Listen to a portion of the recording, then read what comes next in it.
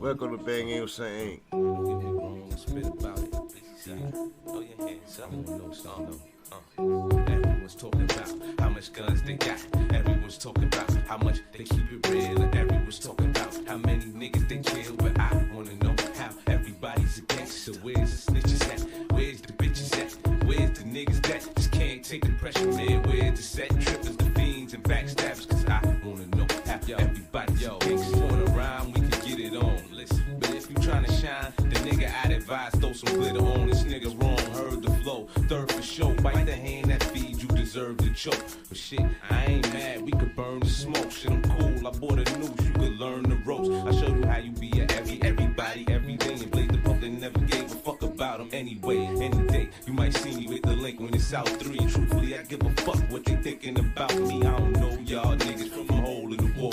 Shit stain all soaking the drawers. I came knocking for the gang, nigga, open the door. Pain stopping at your brain when I'm holding the fall. 3 holes in his head, you can ball with the ball.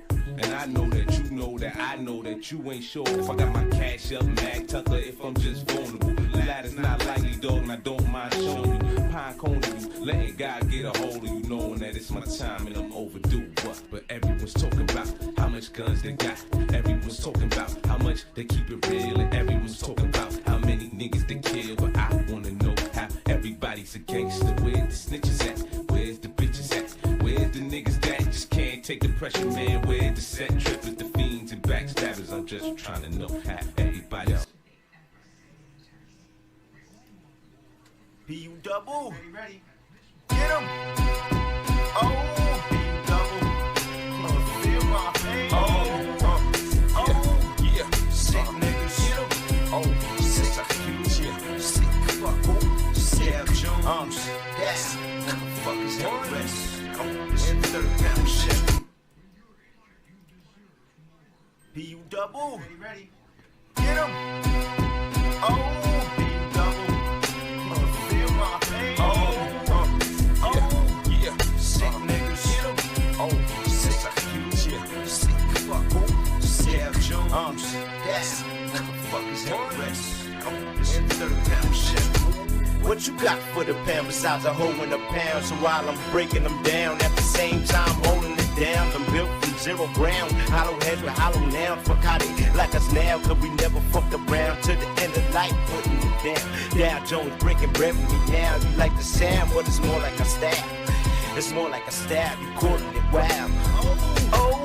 And I know you ready to ride, so let's ride, cause I'm ready. So long as it's about Shetty, I'm ready to rock steady. Niggas really ain't deadly and they really ain't ready. Got phonies under the scope and we ready to pop steady. In the name of God, brothers in 3rd pound. Live off the 1st, 2nd, and 3rd round. I know these niggas heard round. Honor amongst Steve and betrayals beyond greed. Ain't no love for a true G. Respect the karma and all G's. Still surviving up loyalty. Pride got the best of me. So fuck you, ruin your misery. What you perceive for your destiny, liberty or death. While I'm blowing your sesame, can it be all that's left? Not selfishly me and my recipe, my set, honor, guns, glory, and harmony. NEV colder than Chesapeake, put a hole in your chest and peak, then head up the chemistry. Bananas, I do believe, please see my faded memory, focus my vision and hear the voice of a dying plea. Rap kamikaze, grand cocky, 40D, double whoppy poppy, shorty got me and whoppy, ever so sloppy, they gotta pop me to stop me, ready rise, any rock, 10-4, over copy, and I Salute. Welcome to Bang USA Sports. And we are back for the finals. 2025 watch party. Pacers versus the Thunder. Game 1 legacy stakes is up for stakes. The point guard battle. Let's go. My head is still down. I'm still a disgruntled Knicks fan. I had to crash the bus and get back to reporting on the NBA. Welcome to the NBA Finals 2025. Live from the digital sidelines with the BANGUSASPORTS crew or Bang USA Sports crew, where sarcasm meets substance and the passion burns brighter than Thibodeau's rotation in Game 6. Meltdown. That's right. I'm going to be funny. Knicks fans, close Close your ears. Close your ears, my fellow Knickerbockers. As a Knicks fan in exile, I tip my fitted cap to the Indiana Pacers. Yes, yes, yes. And Mr. Haliburton and Pascal Siakam and Coach Carlisle. That whole squad has whooped on us 2 years in a row. You gotta give them they due. Now, if you ask me if they had a better squad than us both years, I'm gonna say no. We led last year 2-0, then 3-2, and we lost 2 straight. One and the last one at the Garden. Why wasn't that relevant?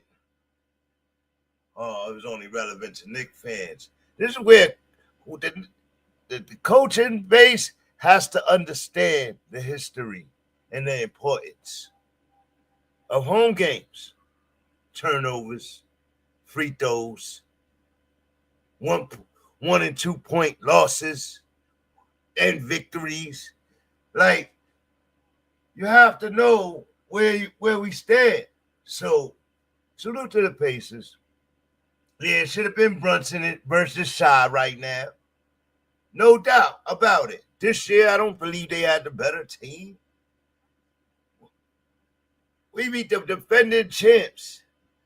Then we let them come in and take 2 games on the Garden floor. And y'all want to ask why? Tuesday, we got the bad news.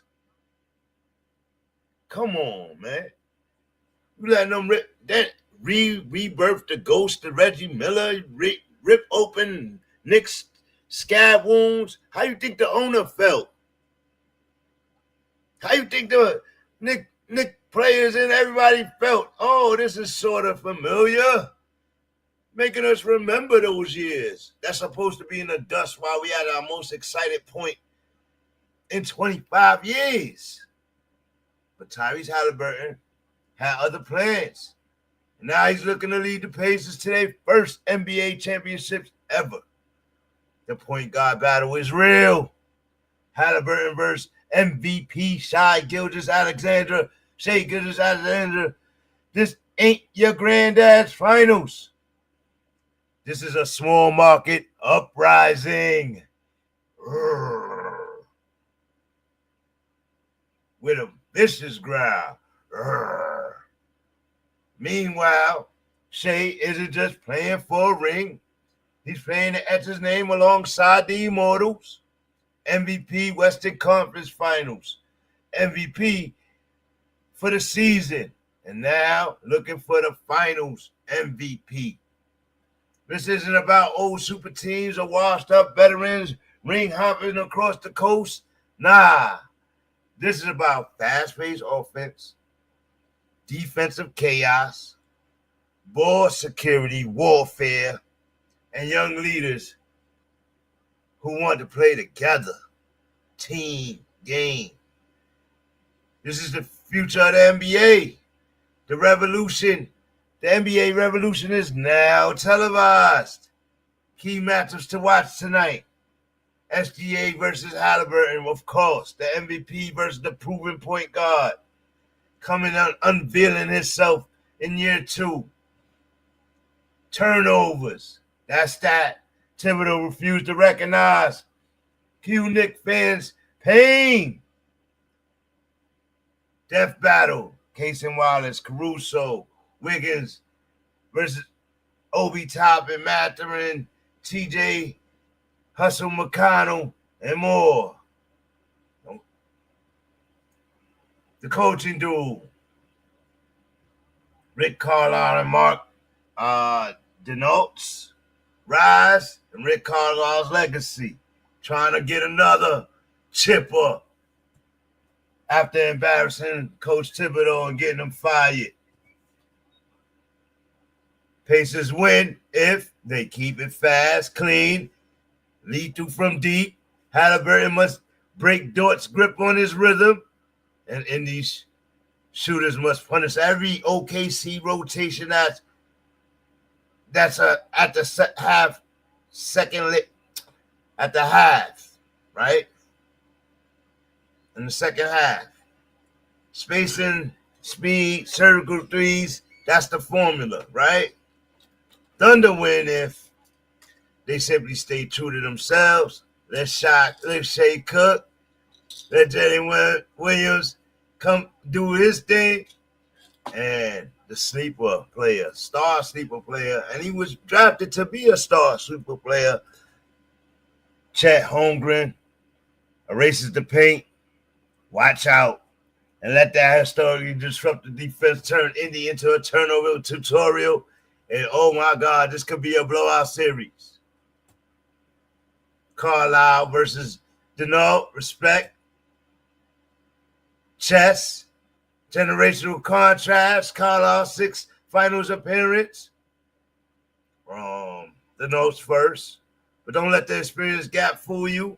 This Thunder squad is a product and identity, and not just talent. And now it's time to take a jab at my Knickerbockers. Meanwhile, at MSG, the Knicks are rediscovering the importance of ball security. 4 years and one fired. Thibodeau too late. Maybe we'll hire a coach who doesn't play his entire rotation into the hardwood. Or maybe we just keep running on the fumes and vibes of great talent. Thibodeau is out in New York. Sad day. Fans are divided. And now and the Knicks are back in limbo again. You just can't fire a guy holding the damn house together mid-renovation and expect HD TV results. Yeah. But it's the Thibodeau paradox. Built to compete, doomed to exhaust. It's the same old. From both culture builder to casualty. 5 years, 4 playoff runs. Every year we was one player away from making a run. And now our core loyalty is fraying like Obi Toppin's headband after a transition jam. What's the big picture for the NBA? These finals are proof that the vision, patience, and development went out over big markets and bigger egos. Neither OKC nor Indiana was on the Christmas Day on anybody's finals pick. But here they are, ready to rewrite what a finals can look like. No LeBron, no KD, no Steph Curry, just basketball depth, defense, passion, and it's a whole new era, folks. And I'm loving it. Salute. Thank you for watching BANGUSA Sports. Like, share, subscribe. Don't hesitate. Join the tribe. Comment below. Be loud in the chat. We take all comers. Pause. And yo, man, we friendly over here. Watch your trolling.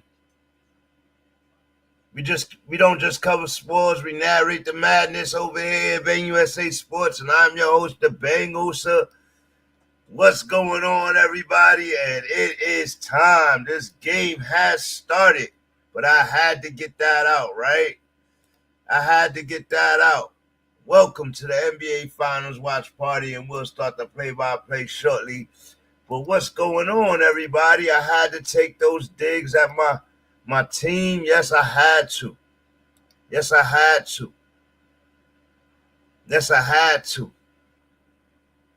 Knicks firing their coach. Hopefully they sign Johnny Bryant. But they may be looking for an experienced coach. And watch out. Because Dolan is on the move and on the prowl, and Leon's on notice, and everybody loved what Leon did. But to be honest, we failed with the first experiment, and this is the second team. Experiment, we drafted a bunch of talent. We utilized that talent to make a better team. We got the same results. So that's telling me that those younger teams wasn't far off. And they should have been They just wasn't being played to their talents, right? They made some mistakes because of their youth, but they still was leading series and winning games. Just as efficient as this team. I believe this team only won one more than the team last year. And last year and this year's team only won 4 or 5 more than the team we went out in the first round. The year we went out in the first round to the Hawks, and lost to the Miami. Same thing. We had better teams in all those matchups. People tend to forget that. And I'm talking about the Knicks. But when you fast forward to this OKC Indy matchup, it's already a 14-10 game. OKC started out hot. Indy seems to be settling down.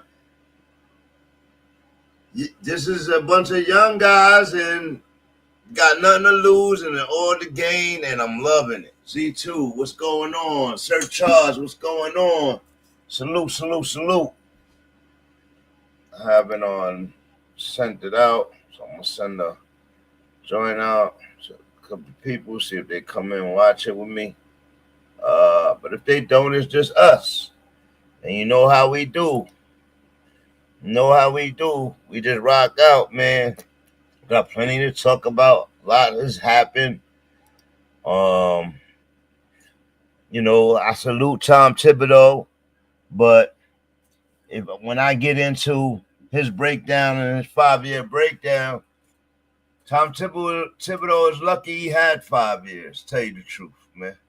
And everybody, it's the first time in 25 years that you've been to this round. We don't play to get in the Eastern Conference Finals. We don't even play to get in the finals. We play to win the chip. Every year that should be your goal.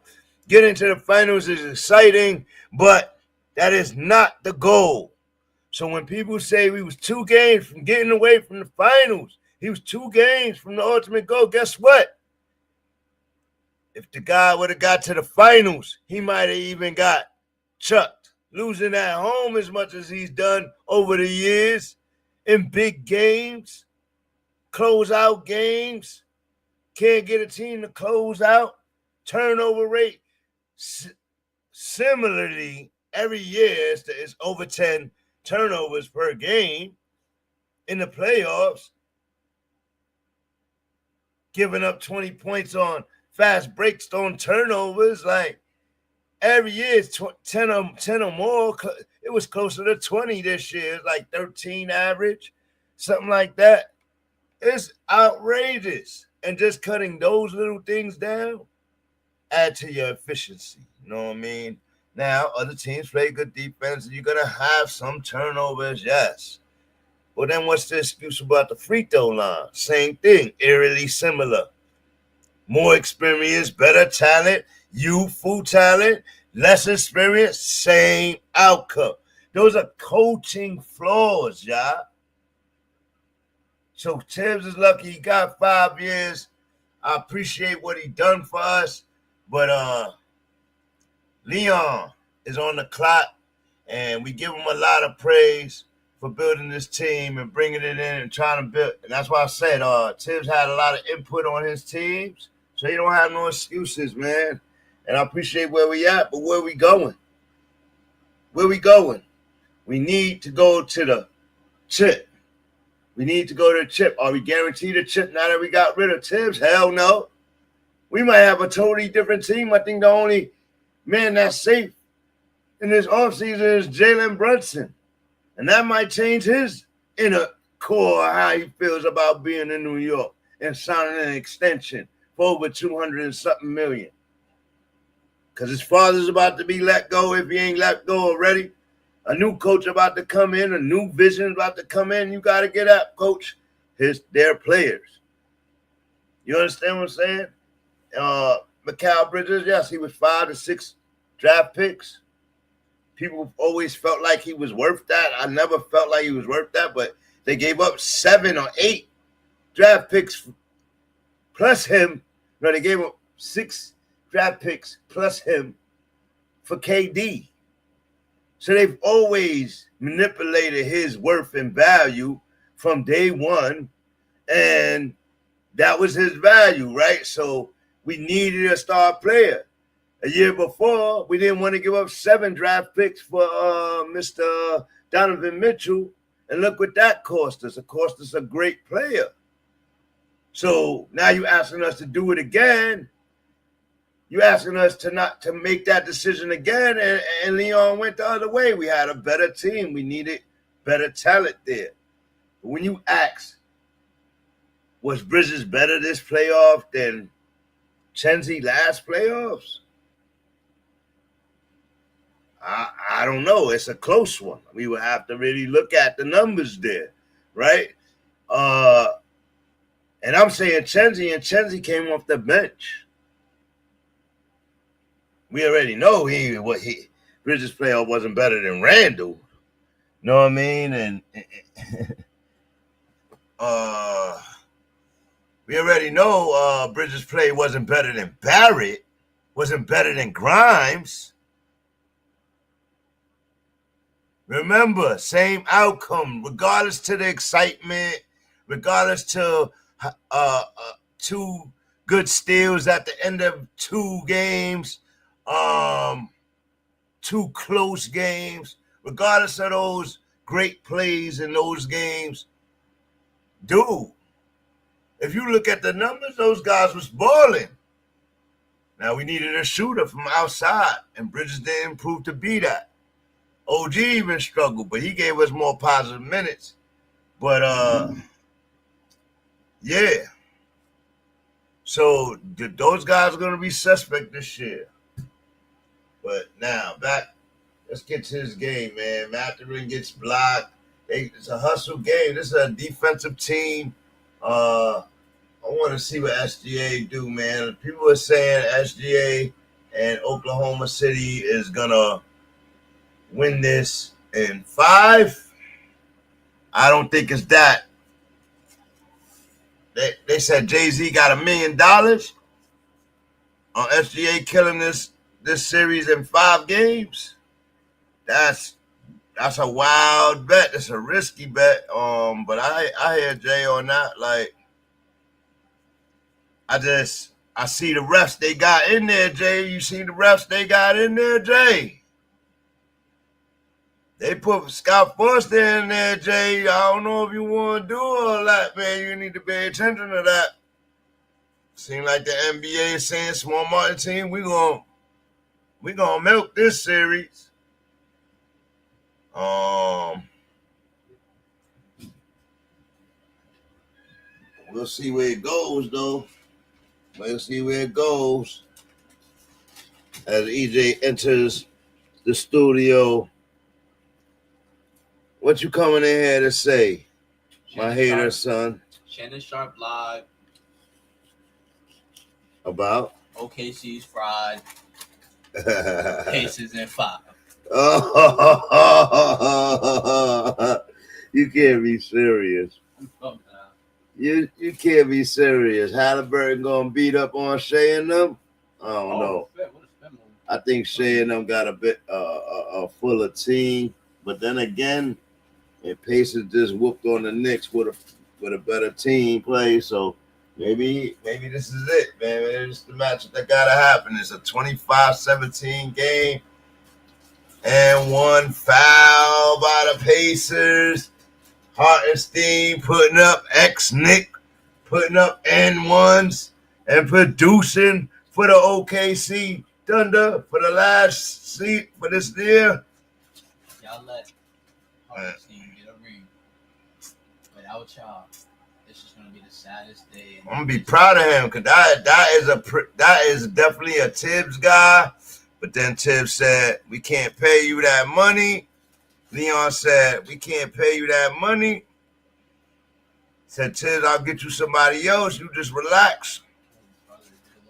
Got to make up your decision. You want to keep Robinson? Let's keep Robinson. He's cheaper. We got to let Hartenstein go. Then we drafted Obi Toppin, bring in Randall, threw Obi on the bench. and he can never get into Tibbs' trusted rotation. And that's okay. My thing is, you still wasted that draft pick. You still wasted that draft pick because you picked a player you wasn't going to pick. And he's known for doing that. The only player he plays was R.J. Barrett. I mean, he played them all. He played quickly in them too. But he got rid of them. Like,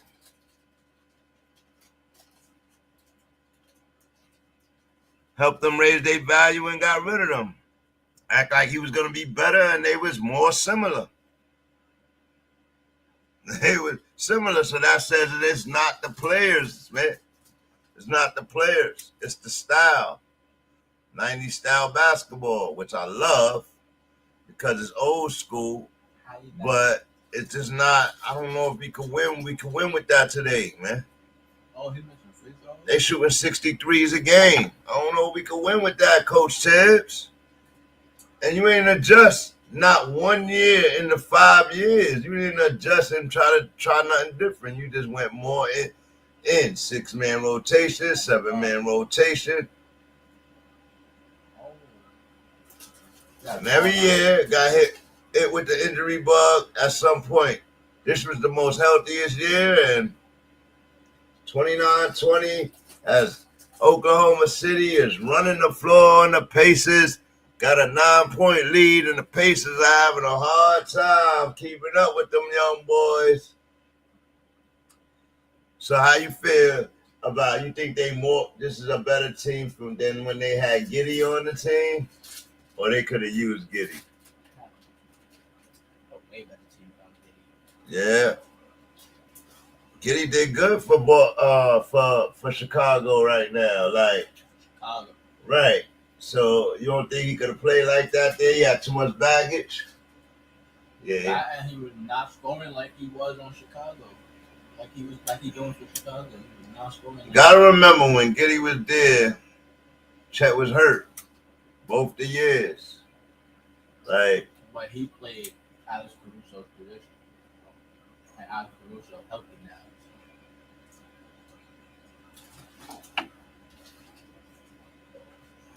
Caruso being the only one on OKC that's been a champion, and Siakam, the only one on the Pacers that's been a champion. So they got some youth and some young experience there.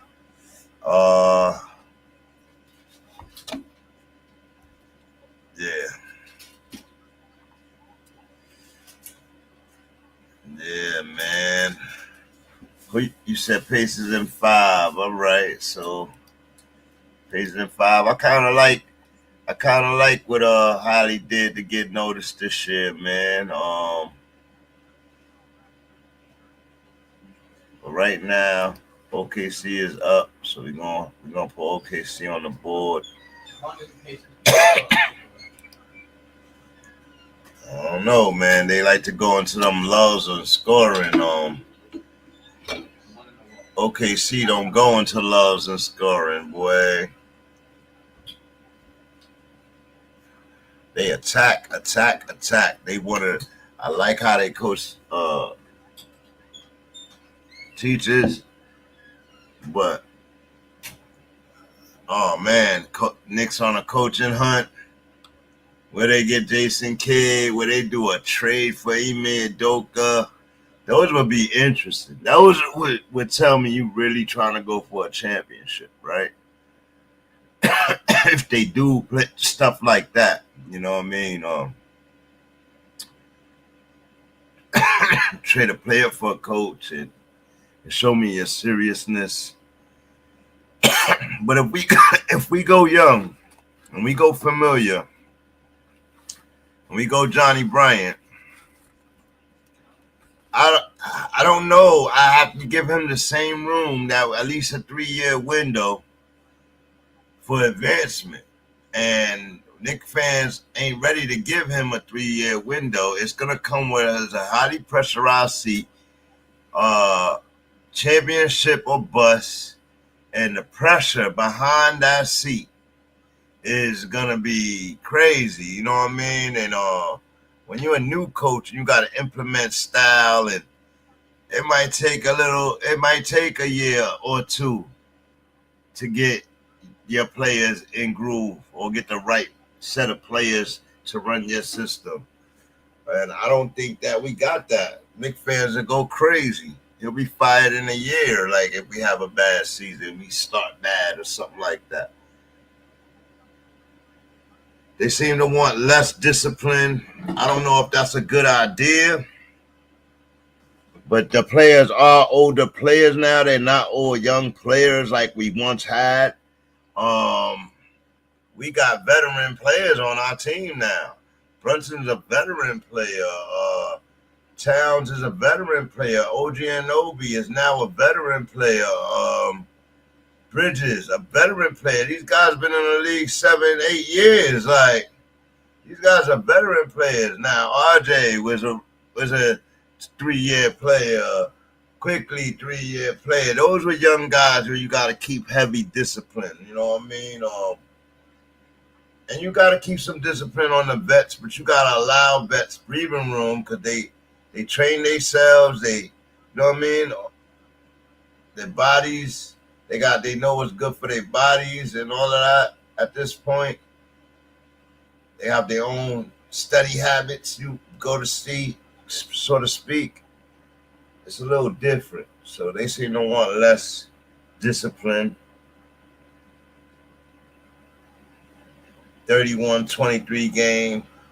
I was looking at over the years how many coach of the years have gotten fired a year or two after they won the award, and there's so many, bro. It's like you get that award, that's like a curse to get that award, man.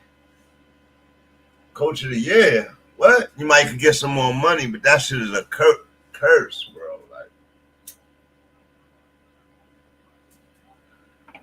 And now the bar expectation is set high. Like Bickerstaff did that by winning the games he won this year.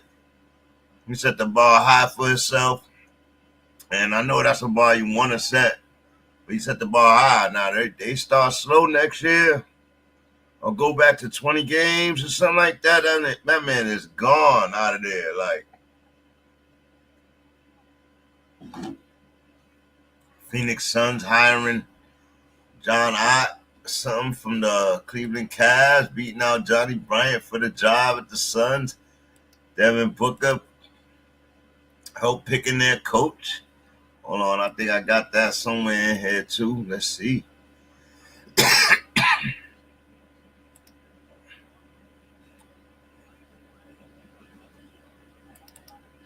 There we go.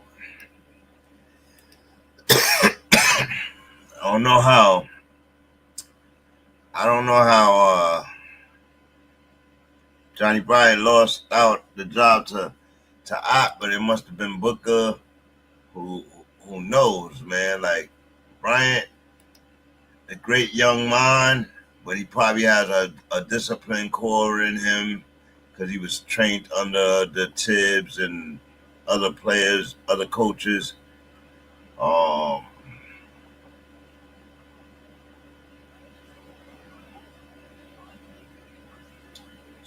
Somebody said, what's this guy from the Heat?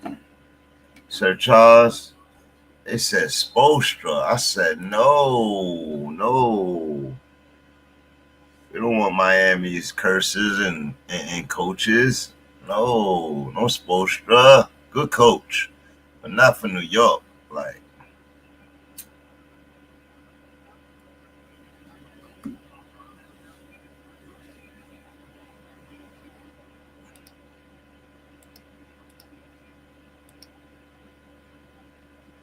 who paid who off already? What are we talking about? Z2. 35-25 game. Let's get some play-by-play action going. Let's go. OKC up on the rim. Gives to Hartenstein. Makes a play to the rim. Goes to the rim. Off the backboard. Rebound by OKC. Shoots the three. Paces. Rebound the ball. Back down the other side. Mathurin at the top of the key. Gives the ball back up to Neiman. Back, circle it around, out to Siakam. Siakam on the post. Siakam with the fadeaway. Siakam with the miss. Rebound, big Hartenstein. And Hartenstein brings it back down to the top of the key. Passes it to Shai. Shai takes it straight to the rim and gets a foul. Draws the foul. No, that's Mr. J. Williams going to the rim. He done braided his hair up tightly, like looking slim out there like Shai. Let's go. My bad. My correction. Oh, man. Oh, man. It's his free throw. OKC keeping that 10-point lead up there, that 8-point lead. Pacers got a lot to figure out here. They just got to keep their head in the game. Make a couple of good plays. We know they got it in them. Let's go. Hits both his free throws. 9:09 in the second quarter. 20 Pacers. McConnell brings it back down. McConnell sets it up. Gives it to Turner. Turner swings it around. Back to McConnell. McConnell at the top. Swings it around to Nembhard. Takes the three. Misses it. Bobble down low. Here come OKC. Big pass to Chet and another foul call. They just can't keep up with the pace of OKC running the floor. And one fouls left and right galore. 8:45 on the clock. Chet going to the line. First half, OKC, like, yo, this is our game. They coming in like this is our court. There's no way. Pacers gotta try and steal one, man. They steal one, they gain home court. Like, they gotta try to steal it. OKC like, nope. You ain't nicking us. We ain't the Knicks. We ain't nicking. We ain't nicking. Hell no. Hell no, we ain't nicking. OKC said, yo, y'all gonna have to take this from us, bro.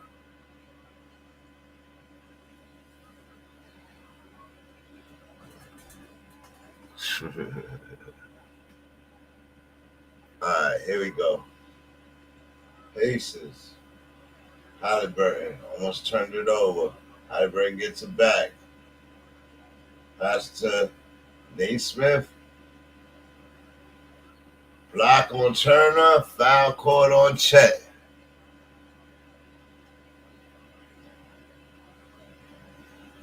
Sending Turner to the line. Can't believe they here, bro. It's supposed to be us right now. Supposed to be us.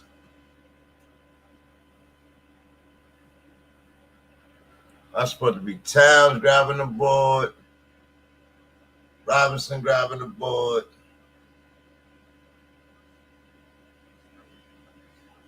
No, it's Turner grabbing the board. 9 minutes, 4 points tonight. 1 of 5 from outside. Hits both his free throws. 39-30 game. 8:28 on the clock. And here come OKC.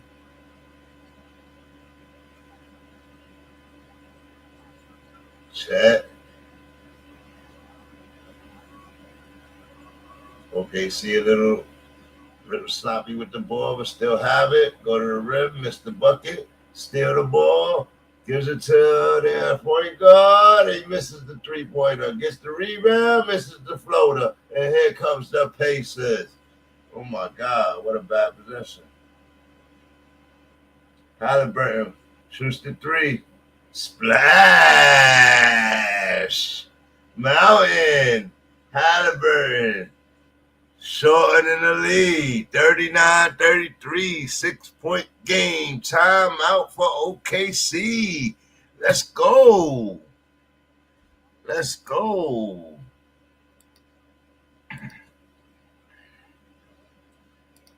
Mr. MVP didn't even though he looked happy, he ain't look content when he got the award. Shai Alexander, he was like, yeah, all right. Next, what's next up? Like, I like that. I like that when people play like that. Like,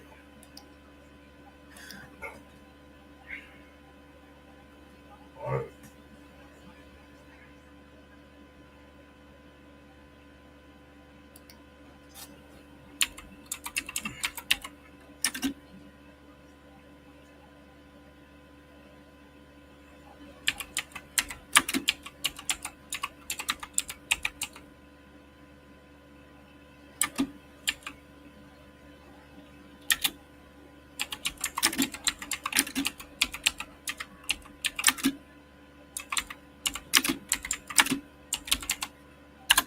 oh, sorry.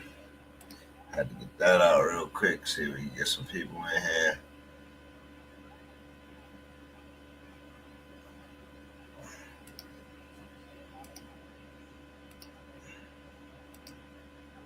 Got some things going down.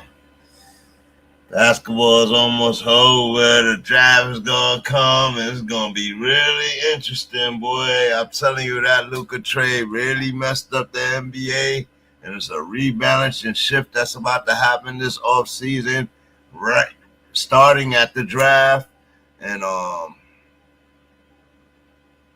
I'm curious. There's a lot of trading that's gonna happen. A lot of things gonna happen for them top for that first round. Watch.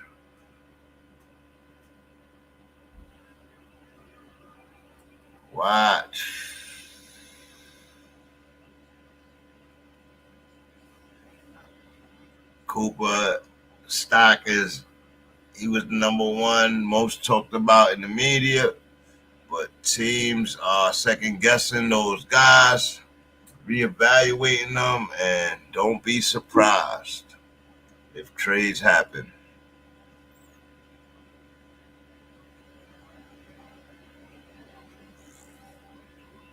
We know free agent signing gonna be crazy in July. A couple of weeks, actually. It's gonna be interesting. Haliburton drops his Puma sneaker, his first pair.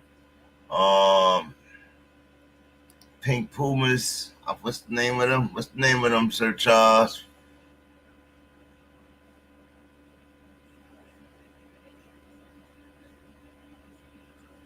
The Holly Shakes.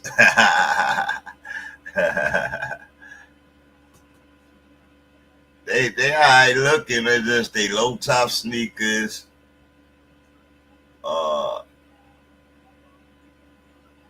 They Pumas. They got a nice little sport look to them. That they just pink, and I'm not wearing pink sneakers. Like, are you marketing to the females? Like, I'm not wearing pink sneakers. Like, marketing the camera on or something. I'm not wearing pink sneakers.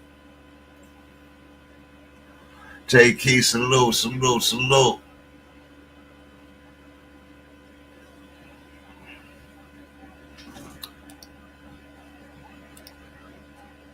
My gosh, right there. I'm not marketing those. I'm not wearing those sneakers. 41-33 game, 7 minutes on the clock. Here we go. Chet makes a move to the basket. Misses the basket. Rebound, Holly outlets to Naismith. Over to Turner. Turner makes a bounce. Passes to Naismith. Over to Nembhard. Nembhard crosses over. Tries to draw the foul. Drives to the hole and draws the foul. Nembhard.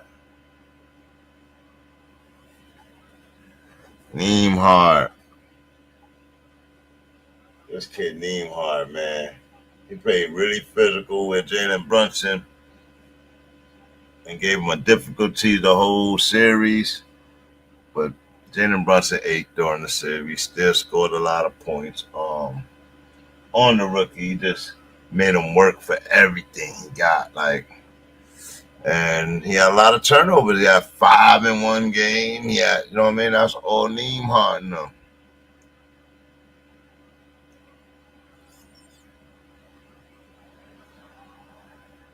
Yeah, I know. They like the low top sneakers, but stop lying to the youth, man. Is that helping their ankles, or is it really helping them? Like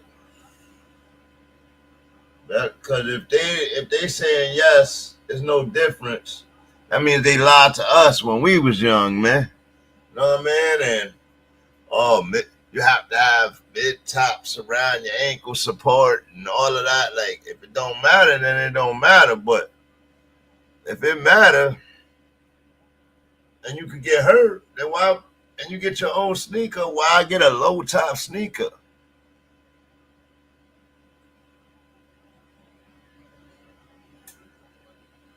Oh, because it looks better. But is it healthier? You're gonna have a bunch of kids with low top sneakers in the gym trying to cut, you know what I mean, messing up their joint for the future and all that. Like, even though they probably just getting stronger because they doing it from younger. Out. Hard misses the three, and the Pacers going through one of their lows right when they had a push 41-34 game. That's a carry if you ask me, but it's not called. Wolf drops around and a foul called on OKC.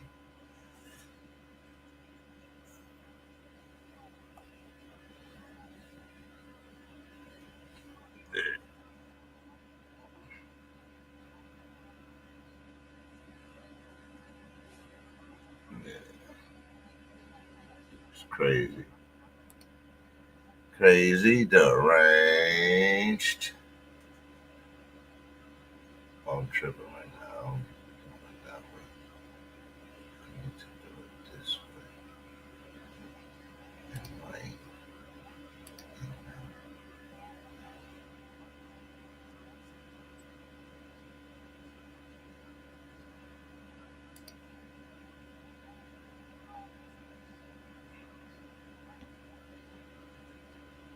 Aaron Neesmith, 14 points a game, 50% from the field, 50% from three-point land. This kid can shoot. But he misses his free throw. They pop it up.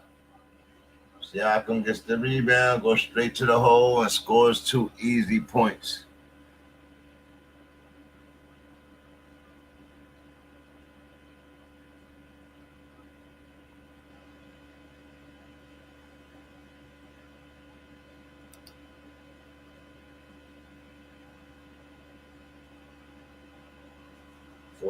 .37 game.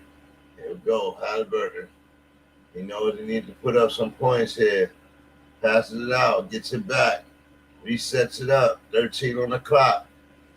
Shot clock, passes low, knocked away, try to get away with some cheesiness.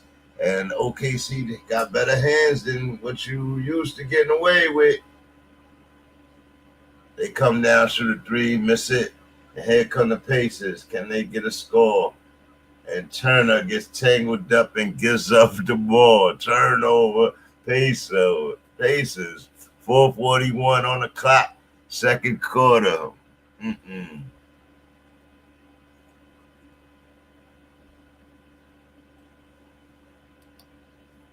What's whose name? Sir Charles. What's whose name?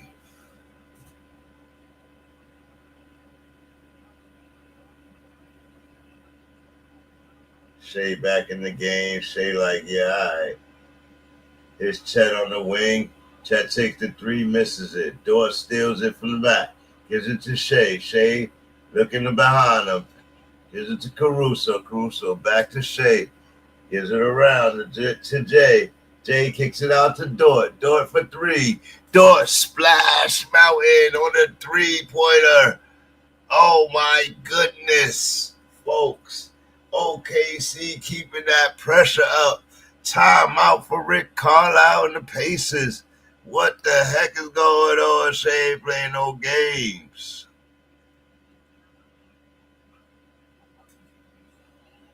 Shai ain't playing no games.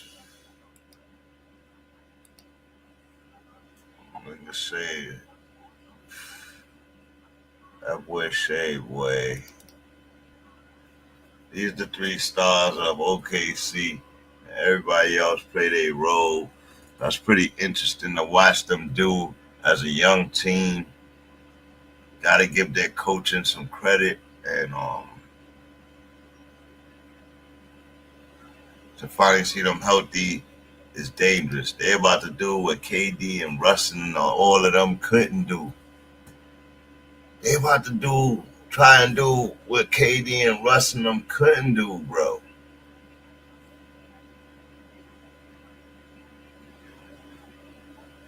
That's insane. That's insane. They don't got nowhere close to their career numbers, but they're about to do with Brunson. They ain't got the years in the game, but they're about to fucking do what Brunson them couldn't do. So, does that make them automatically better, or just projected to be better? Is Shai automatically better than Westbrook and OKC? Now we know Westbrook got the numbers, but Shai got time to take the numbers down.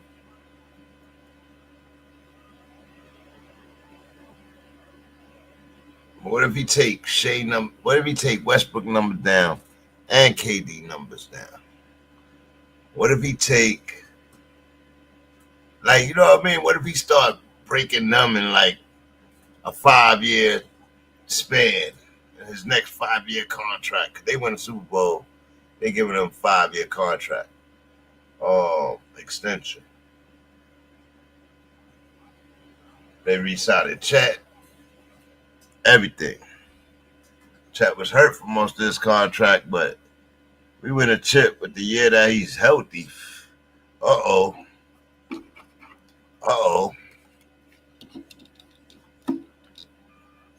So, I don't know if y'all feel me, but that's where I'm at with it, man. These boys looking really impressive right now. Keeping the 10-point lead up throughout.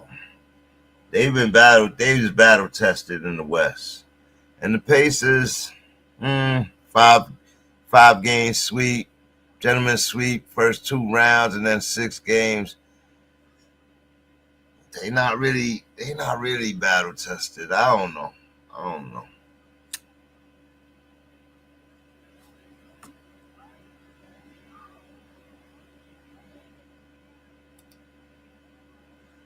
Oh, Tyrese Haliburton.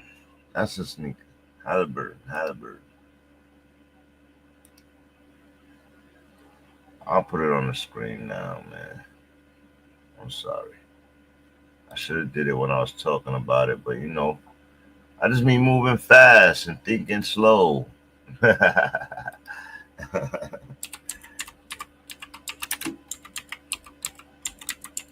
need an assistant.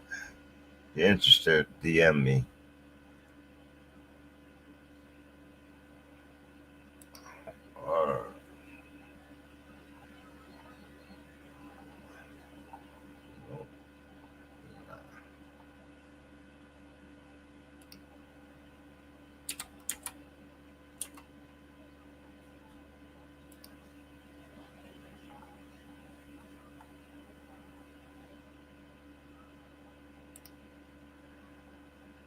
Alright, let me share it now. Present, share.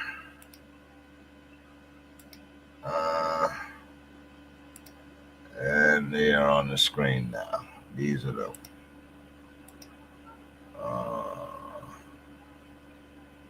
Yeah, look at that.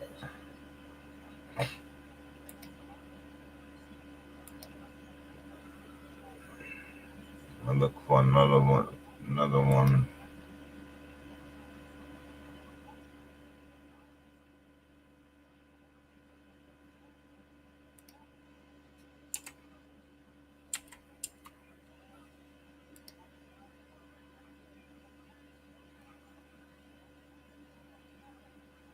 His pops got more famous. They both got famous this playoffs, boy. Tyrese Haliburton and his pops. Yeah, here they go. Right right here.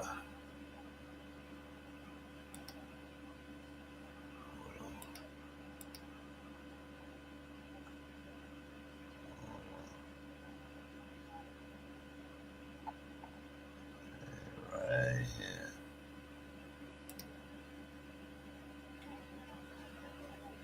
That's just right there. They should be on the screen. Let me see.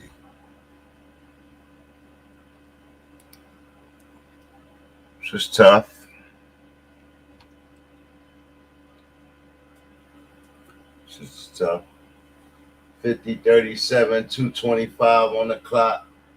Shai for three. Misses the shot completely. Haliburton out to Naismith. Back to Haliburton. Gets around his defender. Out to McConnell. McConnell for three. Splash Mountain. You know the white boy gonna hit that every time if you give it to him. I told you when he was doing that at the Knicks. Can't give him that space.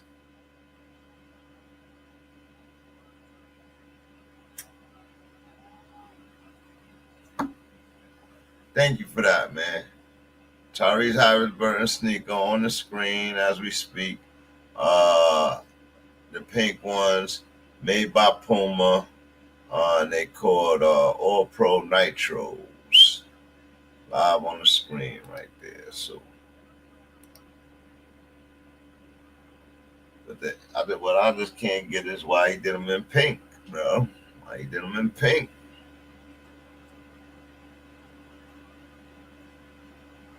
Can't wear that with everything. Even if you got them, can't wear them with everything. But I guess that's how they think. You know, you're supposed to be wearing your sneakers once with one outfit and all that. I don't know. That must be nice. Must be nice. Shouts to Sneaker today. Good for him. Salute to him.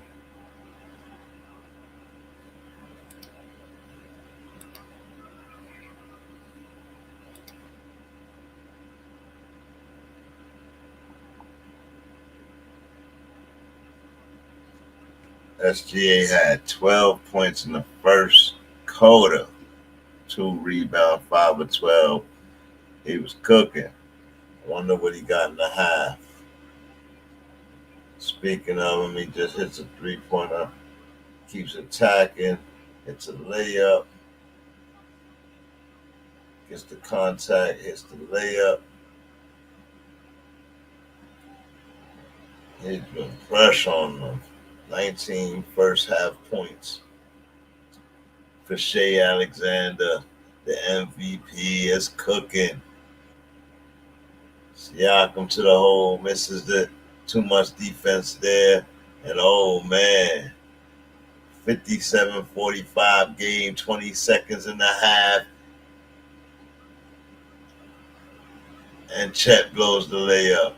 Pacers come back down the other side. Haliburton tries to set it up. Gets stripped from behind by Shai. Shai passes back to Shai. Caruso at the buzzer layup. No foul called. And halftime. 57-45 game. And the OKC Thunder outpacing the Pacers.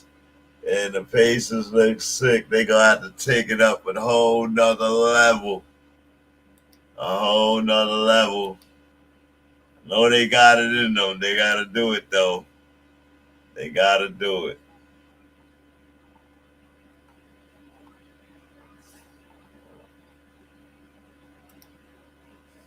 Pacers. Pacers.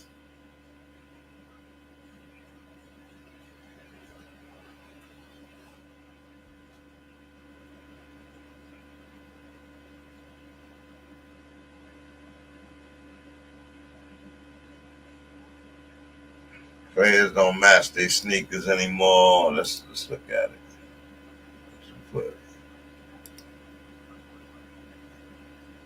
They do it just like if they're in the gym or at the park, yeah, I get all of that. I see gold ones, pink ones, spider didn't come out yet. Yeah, I know, man. I know. Everybody trying to be special. Nobody think about marketing.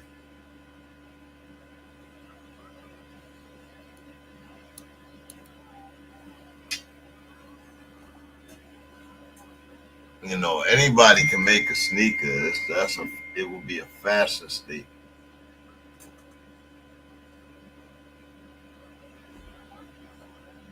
It will be a fashion statement. Anybody really can make a sneaker, and if you have a platform where you're an athlete or something, that's even better because you could sell sneakers. So anybody can become marketable. Like I hate when people say, "Oh, he's not marketable," and I get it. Some people are dull, but I wasn't always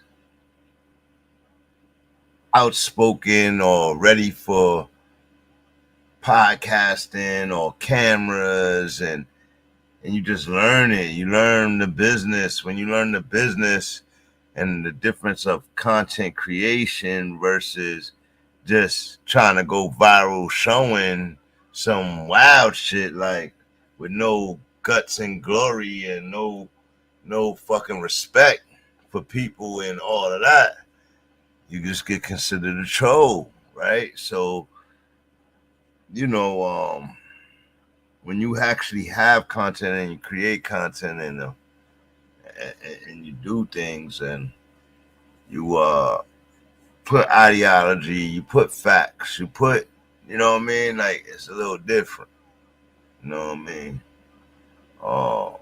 But marketability, back to my point, right? If you have a platform and you want to create, if you don't have a platform and you want to create it and you got an idea and you want to take your idea and you draw your idea and then it's a sneaker and you got a color scheme or you got a Nike idea in your mind. Man, you know how many people I know that do sneakers? Paint them, do all kind of different colors. That, you know what I mean? Like, make Louis designs on them and all that. They do the official, you know what I mean? People do that. Like, there's a lot of people that do that, man, and make their own sneakers out of already branded Nikes, and you know what I mean? And then they remarket them. Man, people do that. So it's like, if you got an idea, you can do a sneaker. So when people talk about, I bring this up because Noah Lyles said he wanted a deal with Adidas for them to make him a sneaker. And they wouldn't make a sneaker. Noah Lyles makes $2 million. He can make a sneaker if he really wants to make a sneaker. But it's the gratification of the brand. And then you're giving him an excuse like, you're unmarketable. Are you crazy? He's an Olympic medalist. In order to be an Olympic medalist, you have to compete throughout the whole season every year. And you have to qualify. That means you're dominating. So if you medal at the Olympics, gold, silver, or bronze, that means you're the top 3 in the world. So don't give me no shit about marketability. Noah Lyles is right. He got 3 million, 10 million, 19 million fans. What are you talking about? Where's his marketability? You understand? So that's all I'm saying. Anybody, a broke person, got my kid could come up with an idea for a sneaker and we could decide to do it and produce it. Now, do they have marketability, my kid? Not yet. But he can gain it. He can learn it. Like, you know what I mean? So to take that away from any one person, any one individual, because oh, I'm on the camera more, or I got seen when I was this age, and good for you. But anybody can get picked up by the camera, as you see a camera in everybody's pocket right fucking now. Now, everybody that got 20 million fans don't got $20 million. So I agree with that. You know what I mean? But it's still a marketable platform. They can still, if they knew how to do business, they can still, like all these influencers learn how to leverage their influence, and that takes time, and anybody can do it. So to take that away from any one person, but a star like Noah Lyles, you know how many people want to learn track? How many kids face track? All that. Sha'Carri Richardson. They're supposed to have sneakers, and he is 100% right. If you're a sport brand and you're doing a fucking sneaker with an Olympic medalist, you're doing a sport endorsement with an Olympic medalist, and they want a sneaker, you should offer them a sneaker. Because, quite frankly, they could go fucking create their own fucking sneaker.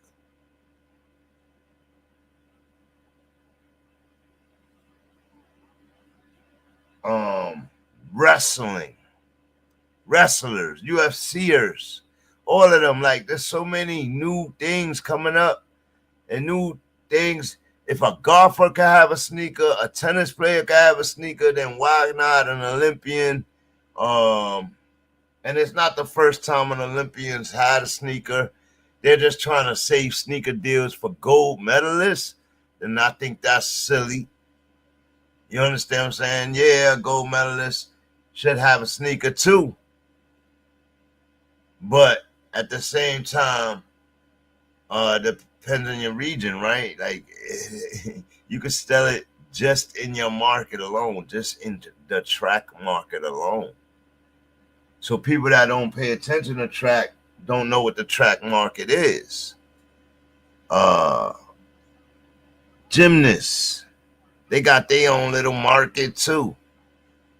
They can do their own clothes and own, you know what I mean? Like, geared to their market, like of gymnasts. But anybody can decide to do gymnast clothes. You understand what I'm saying? And make a brand. Anybody. But your mind got to be to it. You got to be committed. Branding is very hard to do. You don't have to be from France to be into fashion. Don't let them lie to you. Now, you might grow up and get experience and find out France is considered the fashion district. Paris is considered the fashion district, but don't let them lie to you, man. You know, fashion districts can change over time. You know what I mean? Like, so anyway, we just fell off of it, but I just wanted to just, they had a couple of people talking about that, and I heard people talking about it, and they was playing them, and you know, oh, he don't deserve this. Oh, Sha'Carri deserve it more, and I'm like, she's a female, she deserves a sneaker, and so does the man top dude. But anybody on the team that medaled can come out with a sneaker and they will boom. Especially if they got a 2 million fan base brand already. Like, following already. Like, come on, man. Like, people gotta stop that hating, man, and support and let everybody get to it. It's money out here for everybody. Let them open bigger doors. Tired of the, like, man, there's so much things you're finding out now that it's so darkened within every industry. You know what I mean? Sports, entertainment, but it's a gimmick and a gatekeeping and a society that has to allow or try to humble or try, like it's just consistent in every industry, and it's a pain in the ass to deal with because it's our competitive nature that's in humans. It's coming right to the forefront, and people don't want to address it.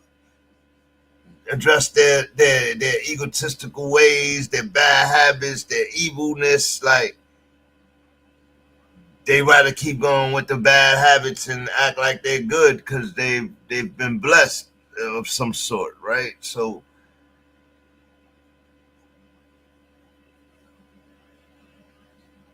chatting these guys, man, they look like ain't nothing gonna stop them. Ain't nothing gonna stop them. I want to see how this second half go.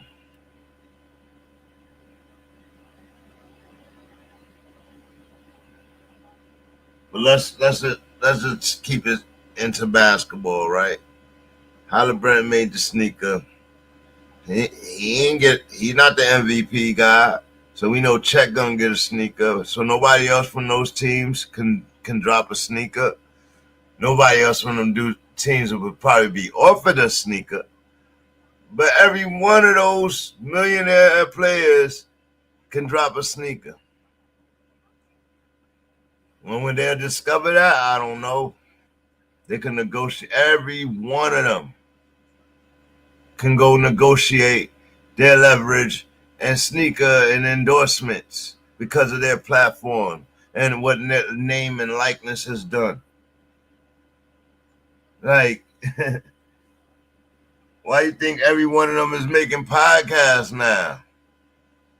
You know what I mean? Because they already have the platforms from playing. They already have the platform and fan bases, and you know what I mean? So the very same thing could go on with branding of merchandise, and it just takes time, consistency, commitment, like anything else. Like, you know what I mean? Salute to Bang Hussein and Bang Tom USA Media.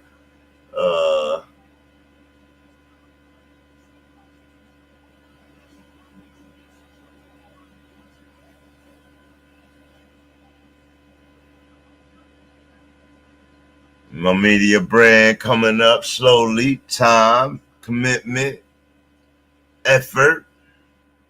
You know what I mean? It takes vision. And it takes a whole lot of help. Because nobody can do it by their damn self. But you can get it started. Oh, man. You can get it started.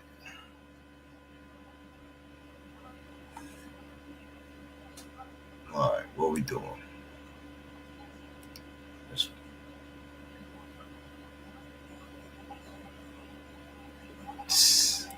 Knicks made an offer for Kevin Durant at the trade deadline. Oh, man, what that mean? We're going to try to get KD in the offseason. The Knicks team going to become totally different, man. Let's get into a little of them, man. I know I've been talking. I've been saying a lot of things. But the game is at halftime. Oh, I didn't put the stats up. I'm slipping in my pimping today.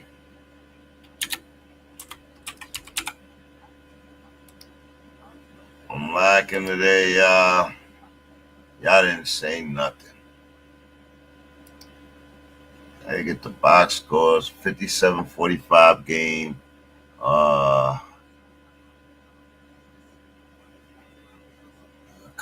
Most of the Pacers team is in the red. Like they in the plus minus. They in the minus, if not all of them.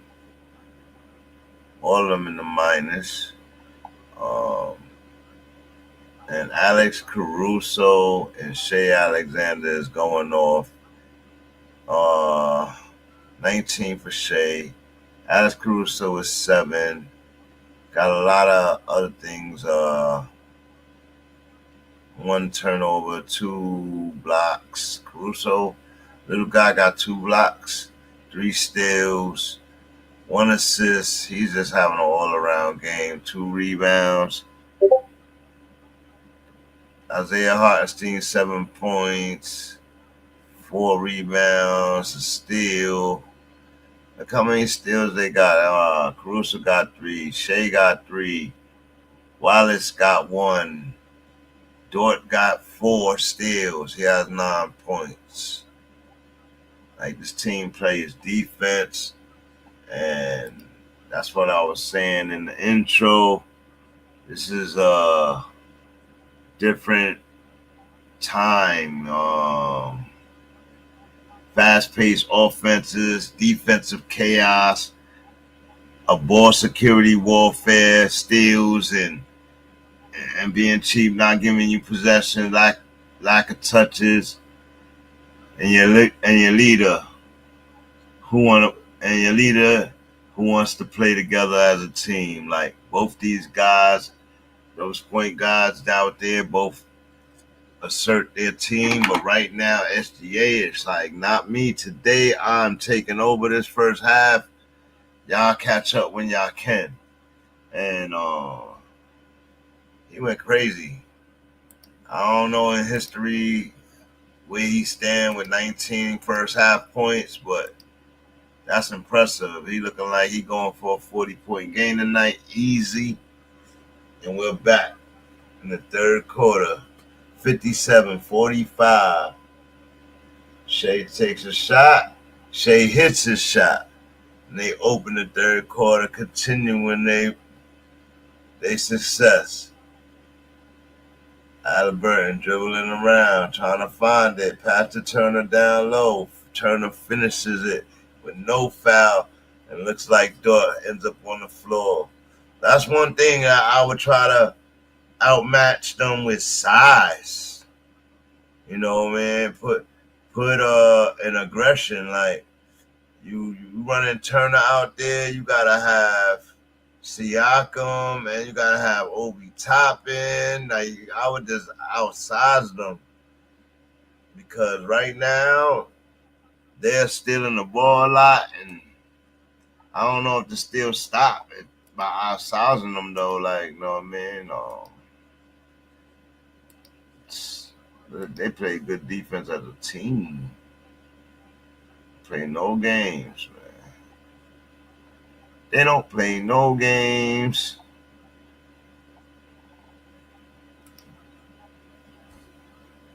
All right, let's stop that real quick. Yeah, it's not a half anymore.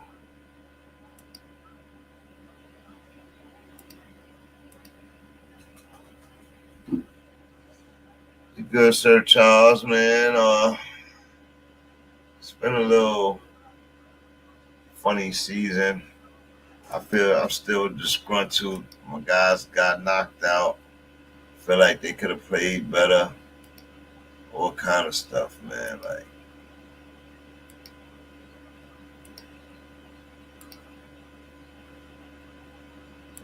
but to be real, like,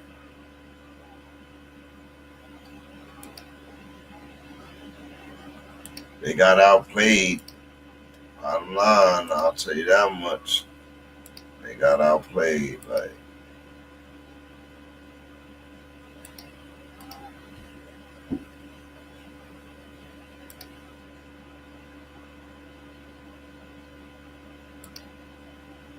salute. Welcome to Bang USA Sports, NBA Finals 2025.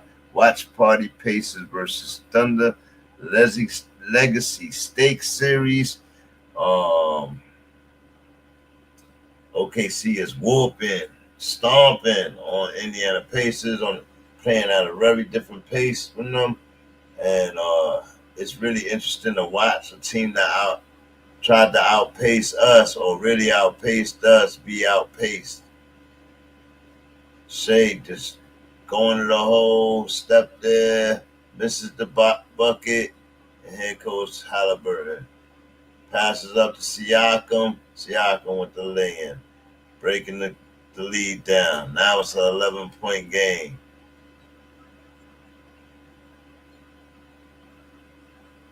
Dort. Dort on the wing. Dort. Lays it in. No foul. 63-50. Haliburton. Gets stuck in the air, passes in the air, shuffles around the Neesmith, and he hits a 3. 10-point game. 8:40 on the clock. Here come OKC. The Thunder. Dort makes a move. Alley-oop.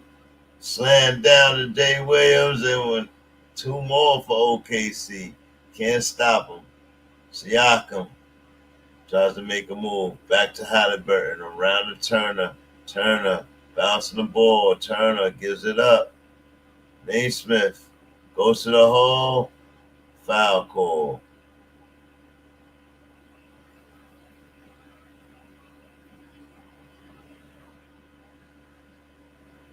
You know what I want the New York Knicks to do is get their coach and let their coach have it come in, meet his team, see, get his vibes, and then I want New York to keep it simple, bro. I want them to keep it as simple as fucking possible, bro, because you can't expect a new coach to win with this team, but it's not like this is a bad team. You know what I mean? It was a 3 seed, 51-win game team under Tibbs, and they had a high turnover and high free throw miss rate. Like, just tweaking those things puts them in way more games, winning more games. I think we win probably about 7 more games. It puts us close to 10 more games. We had about 15 games decided by 4 or less points both ways, whether we won or lost. Probably even more. I just was looking for. I knew that in the season we had 4 games that we lost by 4, right? But we had about 15 games that we won by 4 or less points, right? So when you go back into your losses on the season and you see how many games where we lost by 4 or less points, it determines it both ways, right? So, you know, and people be like, "Oh, you an analytic freak," and then no, man, no, that's what I'm saying. Like, you could win about 10 more games just fixing your turnover ratio. You could win probably 4 or 5 more games if you fix your free throw ratio. It was mad games we didn't close late in the season because of free throws and turnovers, man. Like, man. So, you know, ironically, that's how I was doing it. I was like, damn, we could have been a way better team. So that's what they mean by Tibbs didn't maximize it. Yeah, he gave us 51 wins, and we haven't seen that in a while. So we like, yay, great. What if he could have gave us 61 like the Cavs got? You understand? Motion offense and stuff like that. Like, these guys can't create, and then they not moving without the ball. They looking real stuttery out there. Like, when they tired, they say, "Oh, was they too tired to not play defense?" They absolutely was too tired to not. They was getting cooked. And then because they getting cooked, they reaching. And they getting called to foul. They pushing. They slapping. Like, because they getting cooked. Because why? They tired. So absolutely, because they was tired from long minutes throughout the season and throughout the, and they getting mad fouls early in the game. Cause they getting cooked. Like, you know what I mean? So it's a little of everything. It's a little of, yeah, they getting cooked, but they're a little tired. They playing outside themselves. They trying to play fast. Like, you know what I mean? I seen a little of it all. You know what I mean? In the Knicks, I mean. So in the off season, I want them to keep it simple, figure out what they want to do. If they want to trade Bridges and a player, just don't give up the future. Don't give up a lot more of the future. We gave up the 6 picks for Bridges. If we trade him, that's basically we gave up the 6 picks for 1 year for a rental. You know what I mean? And that's not good. But if we trade him for a player like Trey Murphy, you understand? We trade him for a player like Brandon Ingram. That's different. You know what I mean? That's a little different. Jaylen Brown.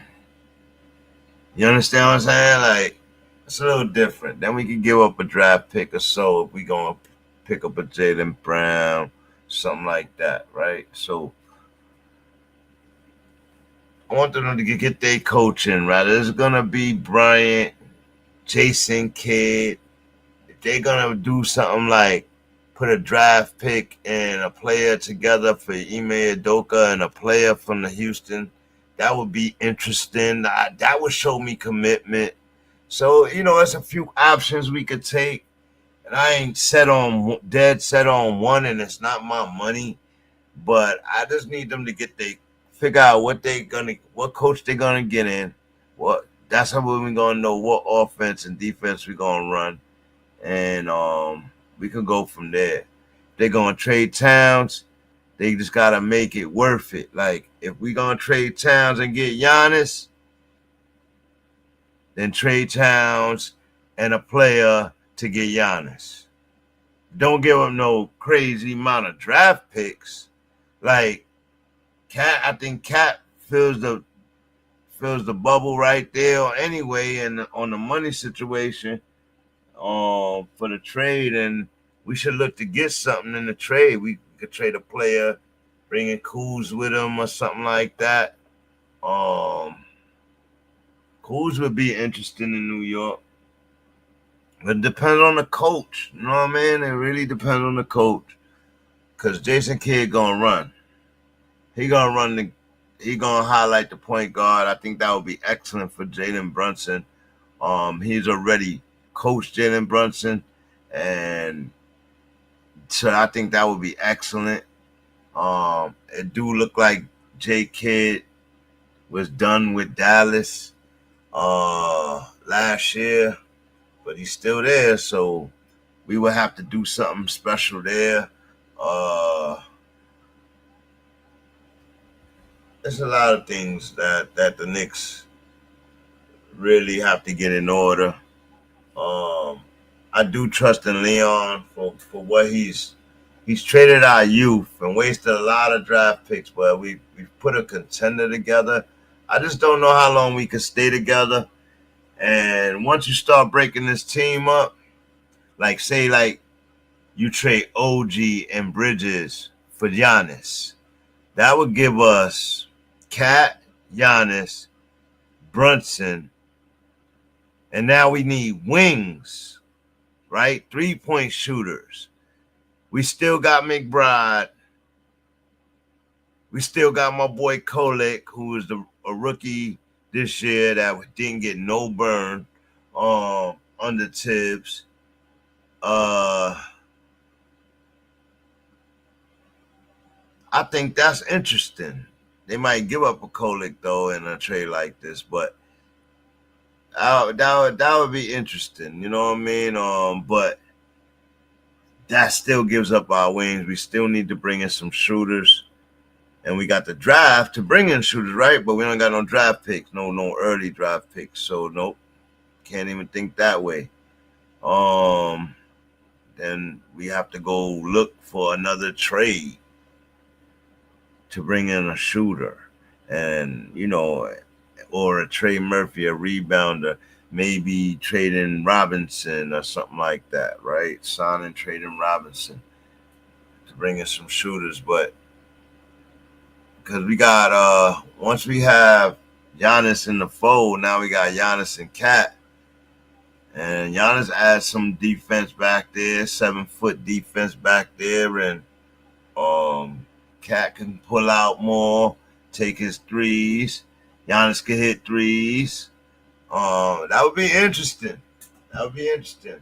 And the more I talk about it, the more hype I get. And I don't want to get hype about that because we don't land niggas like that. Like, never.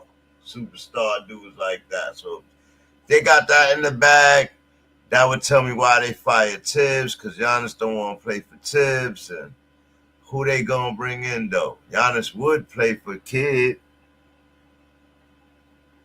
So 77-66 game, 3:24 in the third quarter, and Shai is working his magic with the crossover, go to the hole, and a foul while Bryant contact and one. Did it go in? Oh, with the crossover, step back, foul call, and one. There you go.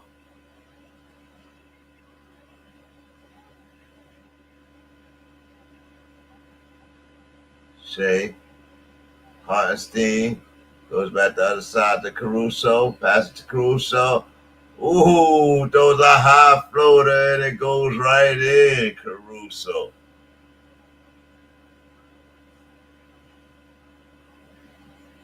What happened? Oh, it's still in his hand. Shot clock violation.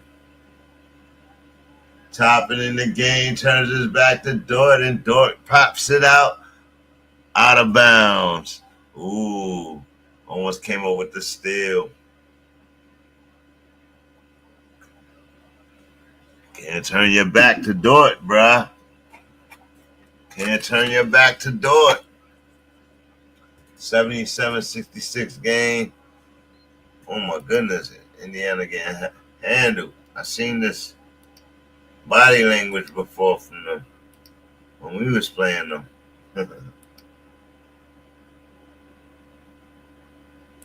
Oh yeah, let me go to the portal. I ain't go to the portal today. See, that got me slipping in my pimping, man. They ain't say, yo, you still ain't put the shit up, bro.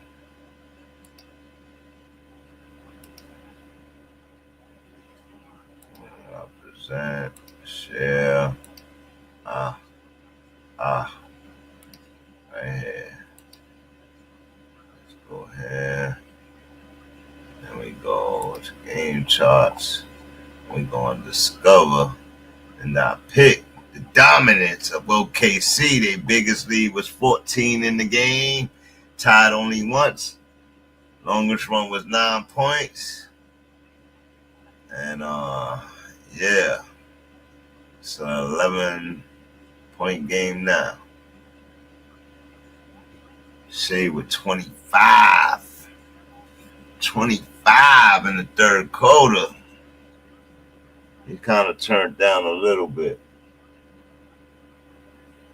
He kind of turned up a little bit. He slowed down a little bit. Isaiah with 6 rebounds. Tyrese Haliburton with 5 assists. He always had 5 assists by the third quarter. He turns up in the fourth quarter. He usually gets his other 5 assists in the fourth quarter and gets his double digits. That's when he starts playing with a little more energy. So I'll be seeing him coasting throughout the games, and that's called experience. He's really learning how to play the point guard position. He allows his team to go right now. That you're seeing the total difference, though. Shai is on go. Tyrese is on coast. Like they not. Let me see what he got, man. Let me see what he got. I can just see it in his play, though. Like he hit a couple of shots, but he's trying to get his guys going, and it ain't working right now. He's in the -2. Miles Turner, the only one not in the minus with 7 points. Tyrese Haliburton has 10 points and 5 assists, 8 rebounds. So he'll end this game with a triple-double if he get 5 more assists and 2 rebounds. I think he's going to do that.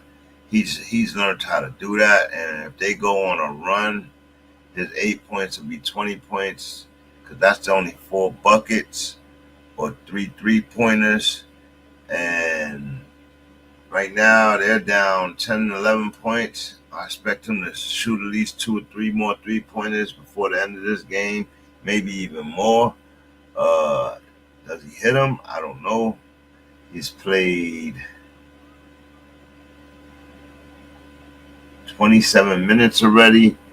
Played the most on the floor today. He's 4-9.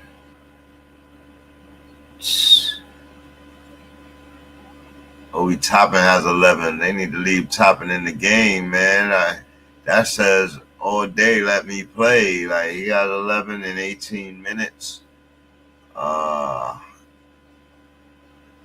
else? TJ McConnell has 9. He's -9 on the floor, though, man. He don't do nothing else. They be attacking him.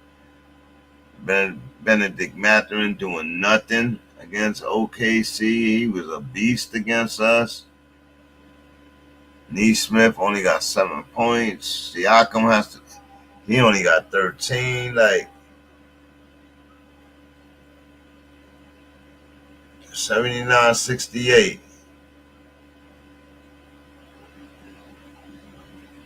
Give and go gone. Caruso shoots the 3. Rebound paces. Let's go. Let's go.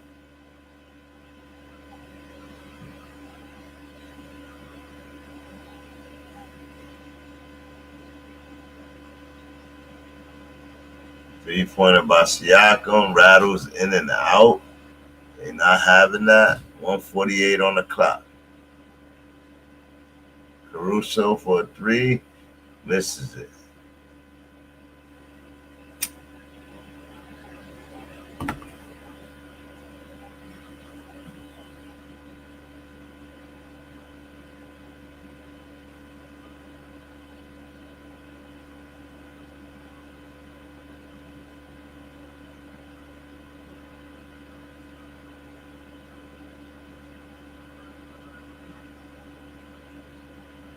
$79-68.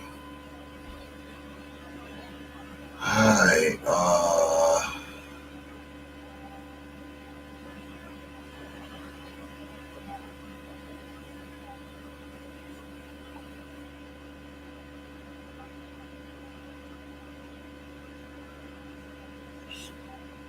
$1:26 on the clock. Ryan makes a move.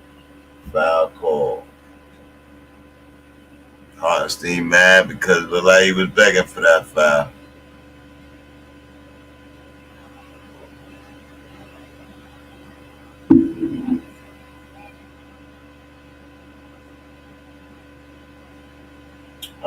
It was a slap away. Are they going to challenge it? Yeah, it look like they're going to challenge it. I don't see the foul. They're going to challenge it. That's going to delay a little bit more. Anyway, man, it's been a great season. Oh, man, it was more exciting when New York was in it.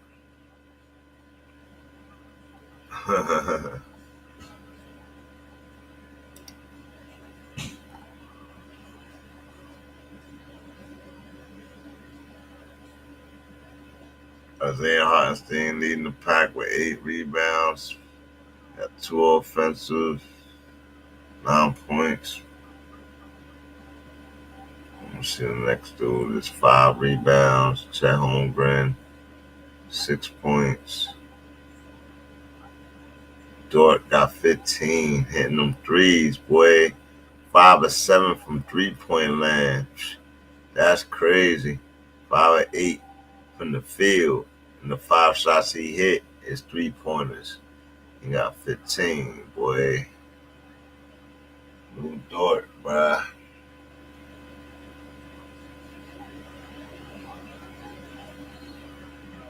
That's wild, bro. That's wild. They good.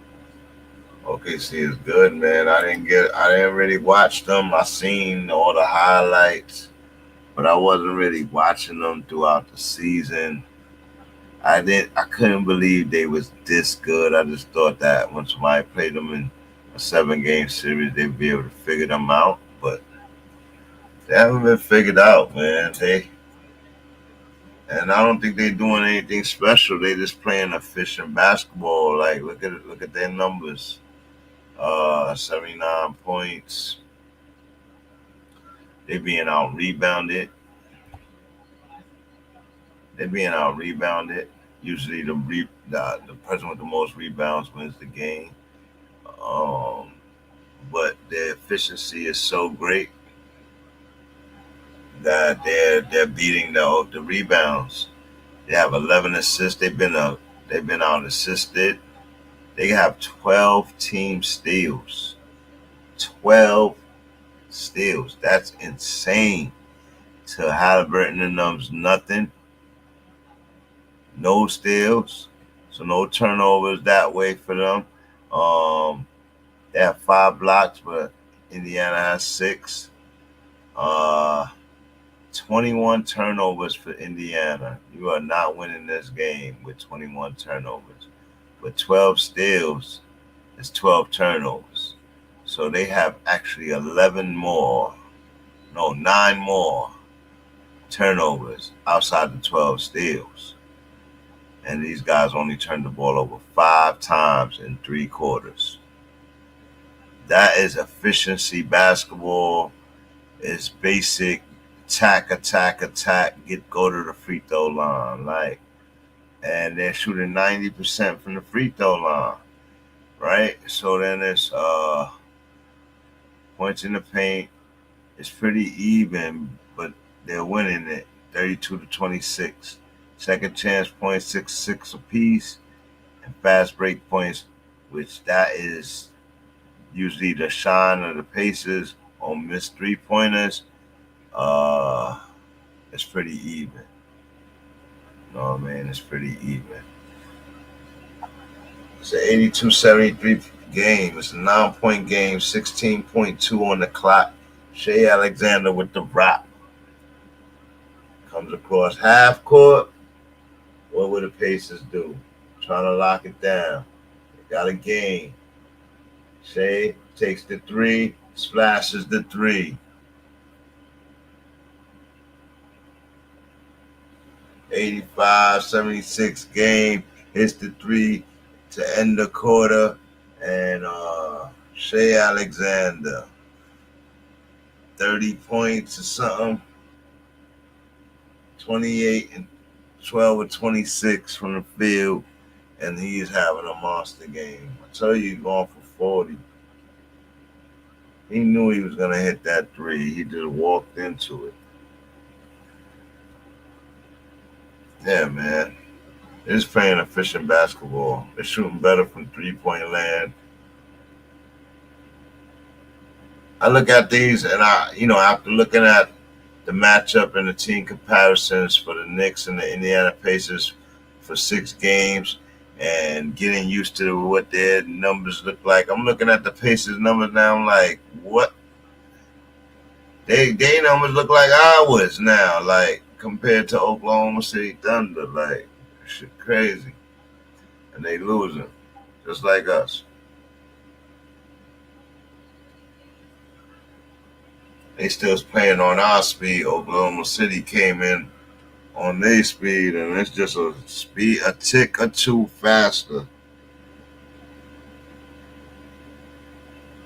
It's just a tick or 2 faster.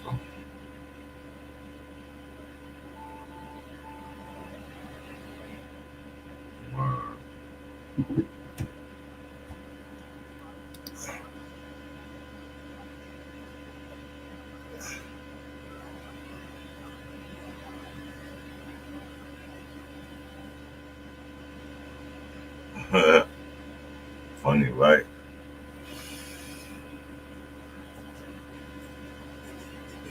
Shit crazy.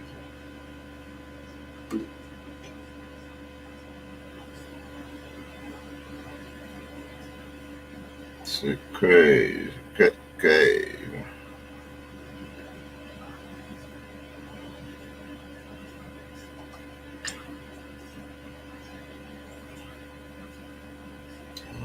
Let's see.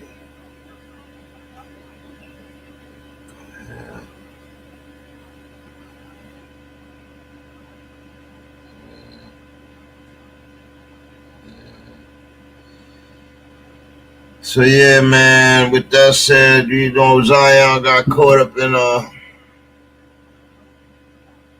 situation I had. You know, Zion got caught up.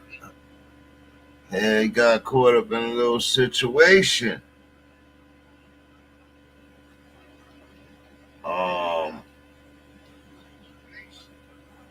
Zion seemed to keep getting caught up in this situation with these girls, but you know, it seemed like these girls is on something different now. Everybody trying to get a bag, and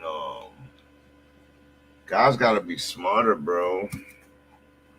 Guys gotta get smarter. You can't be too wasted doing stuff that you don't remember while you wasted. All of that, like you can't, yo. It is not that day, man. So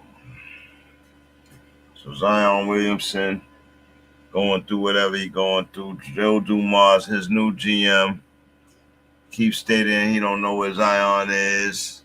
That's a definite sign that he's trying to get rid of Zion Williamson. Will they send him to Miami? Maybe. But if they send him to Miami, let me ask you something. Is that better for Zion? Is he going to be able to stay off the strip? Like, is he going to be in trouble out there? Like, you know what I mean? And it's just that. It's that type of stuff for Zion, man. These players better watch themselves. These rich podcasters, all these guys, you know, people see y'all, man, and people be, unfortunately, this world is evil, like, you know what I mean, and people be plotting.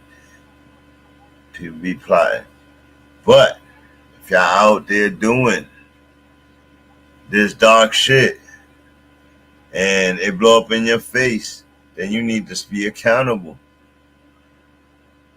You need to stand accountable. So we'll see. We'll see what happens. It sound like they jealous of each other and all kind of other shit going on here, but we'll see in time, you know what I mean?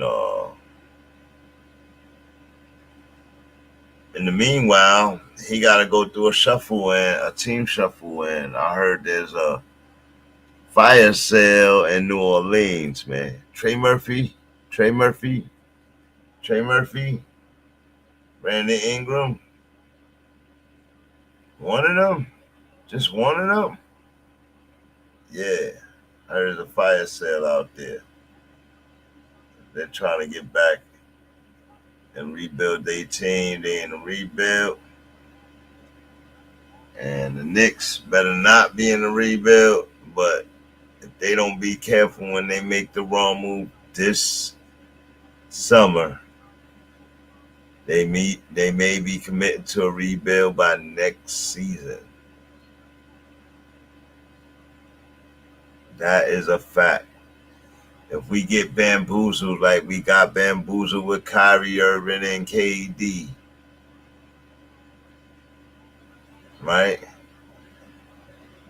Or even if we get bamboozled and Giannis don't come here and we have to do something weird like trade for KD and give up crucial assets and not think about the crucial assets we gave up to get these assets, that needs to be weighed in every decision. I have faith in Leon that he know what he's doing, but man, the Knicks are not careful. They will be in limbo and rebuild that by next season. They better chill out. 89-77 game, fourth quarter, 11 minutes remain. Caruso brings it up. They've kept this double-digit lead for most of the game.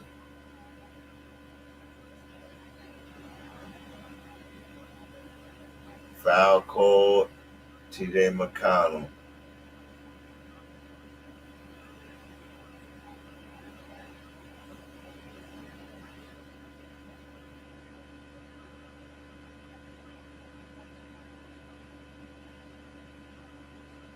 It's on the floor.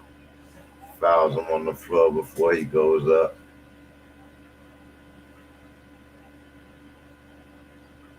They gave him shooting. They gave him a shooting foul. That's crazy.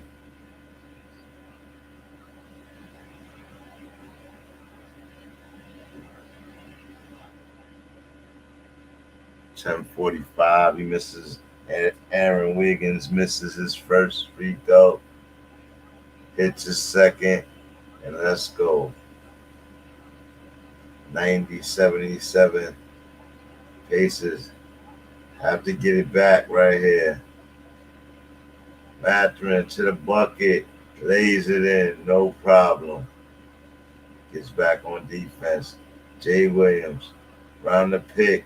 Mathurin runs into the pick, no foul call, and Jay Williams goes straight to the hole and gets the lay-in. Easy. Mathurin looks bamboozled right now. And McConnell comes around, says, I can't give it to Mathurin. Goes back to the other side. Gives it McConnell. Moving pick by Mathurin. Not called. McConnell tries to throw it over the top of the defender, and it gets blocked away as they struggle for the ball. It's still Pacers ball. 1 on the shot clock.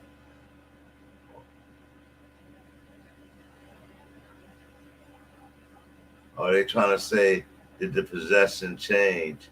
It never changed. It never changed. No. But they saying, yes, it did. The possession changed. It was stolen, and they got it back. So it's 22 seconds on the clock now. Pacers get another opportunity to run some plays. Shot at the basket. Mathurin misses the shot, second shot. Siakam with the rebound is out of bounds. Foul call. Stays going the same way. 92-79. 9:46 on the clock. OKC just won't let it go. First to 100 rules apply. And here we go. Stolen by OKC. Slammed down by Jay Williams. 94-79 game.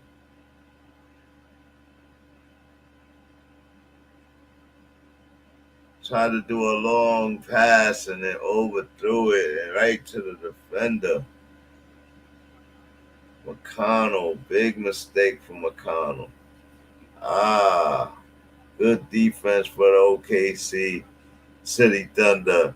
And oh my God, they going crazy in the arena. They are handling their business, bro. No question about it.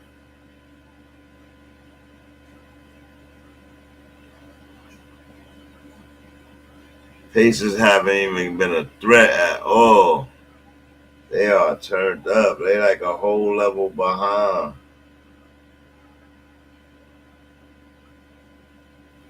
And I'll tell you why they losing this game by so much. Why they can't get under double digits, Sir Charles. You know why? This stat right here. 21 turnovers, nigga. 21, bro. They not stopping. It's just going up and up and up. 21 turnovers,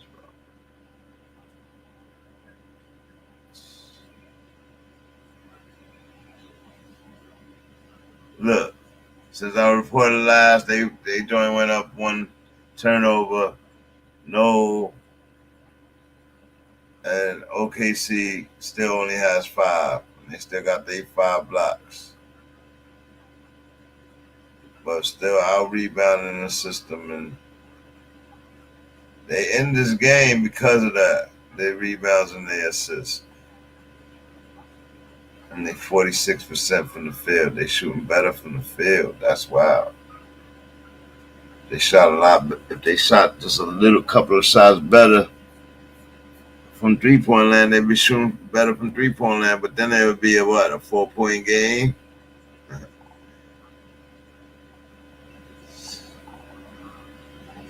Man, it's crazy.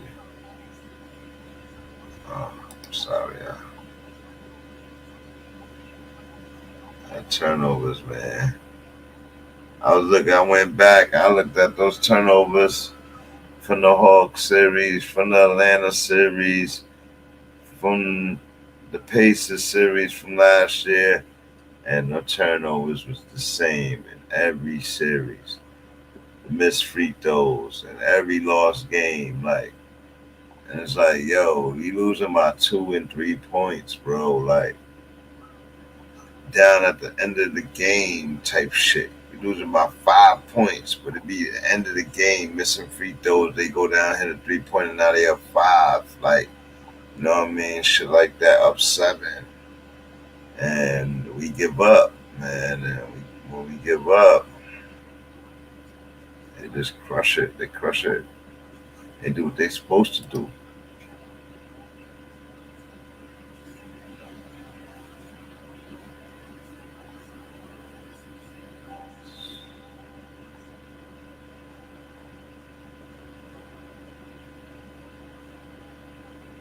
Man, I would love to talk about football right now, but we're going to keep it NBA. Oh, man. You get me started on that. I could talk about that all day. Don't surprise me, though. It's about time he got in the fold, but it's typical Aaron Rodgers shit. And we play him the first week of the season and just play him, and we'll get to that when we have to and all of that. But keep that question written down somewhere so that when we talking football, we can get to it. Today we're gonna just talk about NBA and the finals. We're gonna celebrate the finals. These small market teams dominating the finals right now with good basketball.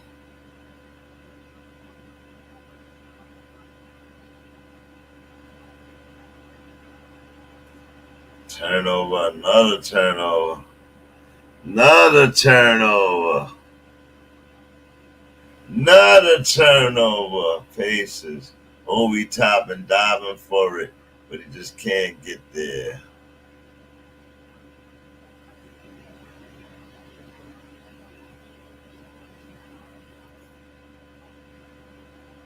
Russo. Gets the N1 lay-in with Toppin foul on top of him. Oh, man, goes to the ground. Easy lay-in. 96-82, 8:58 in the game. Oh, my goodness.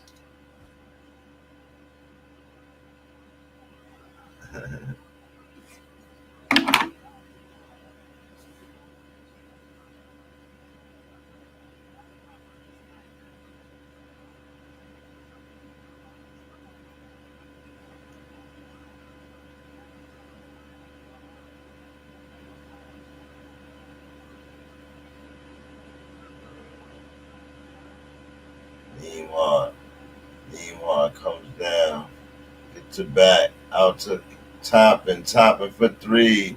Toppin hits the 3.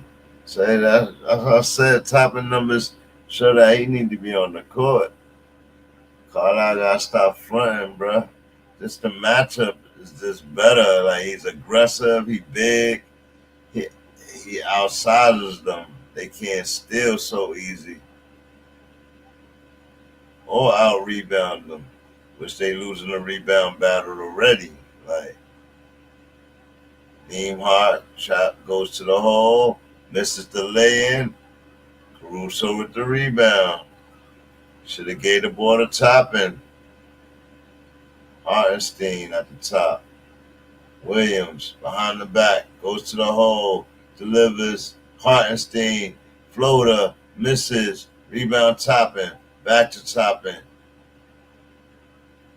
Haliburton to the wing, Turner, splash. Turner hits the three. Time out for OKC. 96-88 game. It looks like the Pacers are trying to turn up the pace. Put it up from three-point land. Here come the three-point barrage. Like, yo, we gotta outshoot these motherfuckers.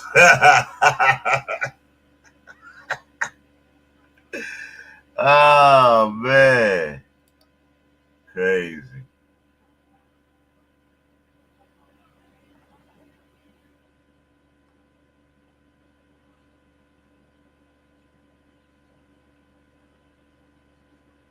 Look at my boy New Dort. He killing it today. We can't throw no bit. We're not gonna throw no volume to it. We're not doing that. But we gonna show it to y'all. We gonna show it. Look at my boy Dort. This is how OKC playing tonight, y'all. This is how they playing tonight.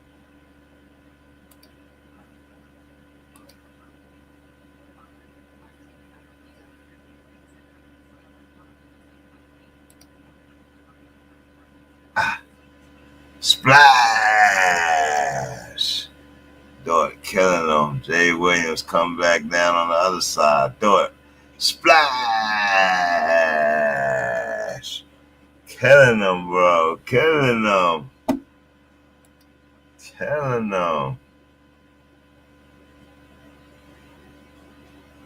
Mathurin blocks them. Yeah, they need to let Mathurin, Toppin play. They the only ones balling. Like, Turner playing, Haliburton, Neiman, all those guys could play, but you gotta let Toppin and Mathurin play, man. Mathurin ain't got no points. He got a couple of points in the fourth quarter, but look at this joint. Look at this block. That is an impressive timing. Look at this block. Oh. Gotta let a player play like that. That means he got this guy right. They get that shit out of here. All ball too. Get that shit out of here. Yeah.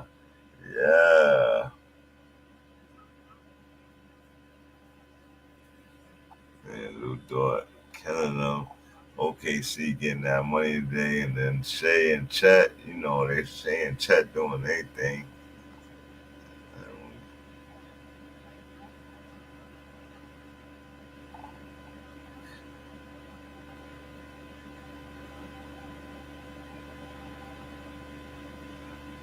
Still by Williams. Williams stepping up as a big time player, man. Like, and then Toppin, big foul by Toppin. Shoulder lean. Let's watch. Still doesn't think anything of it, and let's watch him shoulder lean right here. Get right, two-step and let the shoulder lean. Caruso like, yeah, all right, man. Give me that bucket. Look, says the bet. It's gave him the shoulder lean, and Caruso hit it anyway. That was crazy. Yeah. Hartenstein. I'm mad happy for Hartenstein and Toppin and all those guys, man. Like,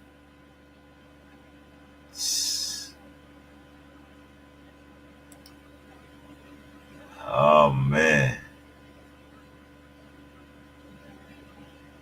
Get right to step and let your shoulder lean. 98-88, still a 10-point game, 7 minutes on the clock. How can the Pacers knock it down and steal this game? They know how to steal games late, right? They know how to stick around, I'll tell you that much. They never trail by 20, so they still in it.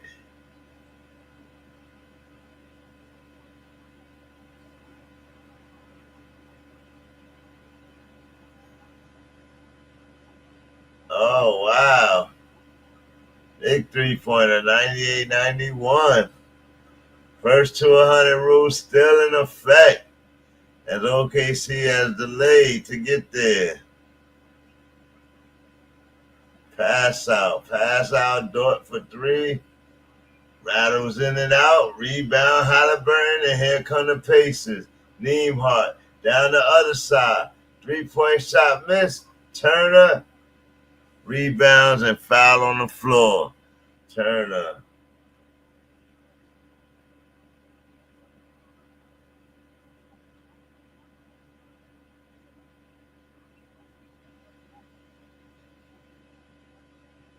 (98-91), 6:22 on the clock.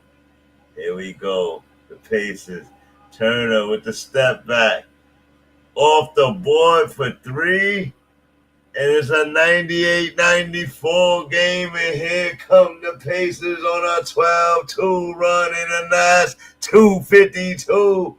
And the Pacers making this game interesting. Let's go. Wait, hold up.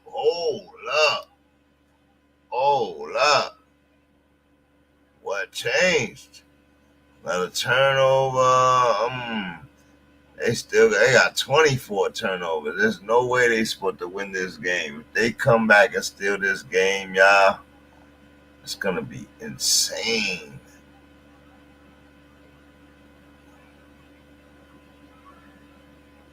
Turner hitting shots off he's shooting from the wing, hitting it off the backboard, getting buckets. Like, that was crazy. He shot that on check. Like, I got these, bruh.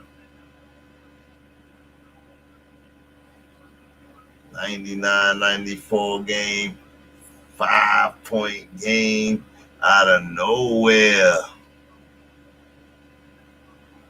6-point game. OKC scores 100, triple-digit century mark, and OKC looking like they in position. Let's see if the Pacers can break the odds. Nembhard around. Back to Turner. Turner hits the give and go. Jimmy from the line. Still a 4-point game. Jay Williams being D'd up by Naismith. Going around the picks. Foul called. Lay in blocked. 5:25 on the clock. Oh my goodness, folks. 4-point game and well more than enough time to get it going. Turner, unlikely candidate. Williams gets the bucket, gets the free throw, and buddy.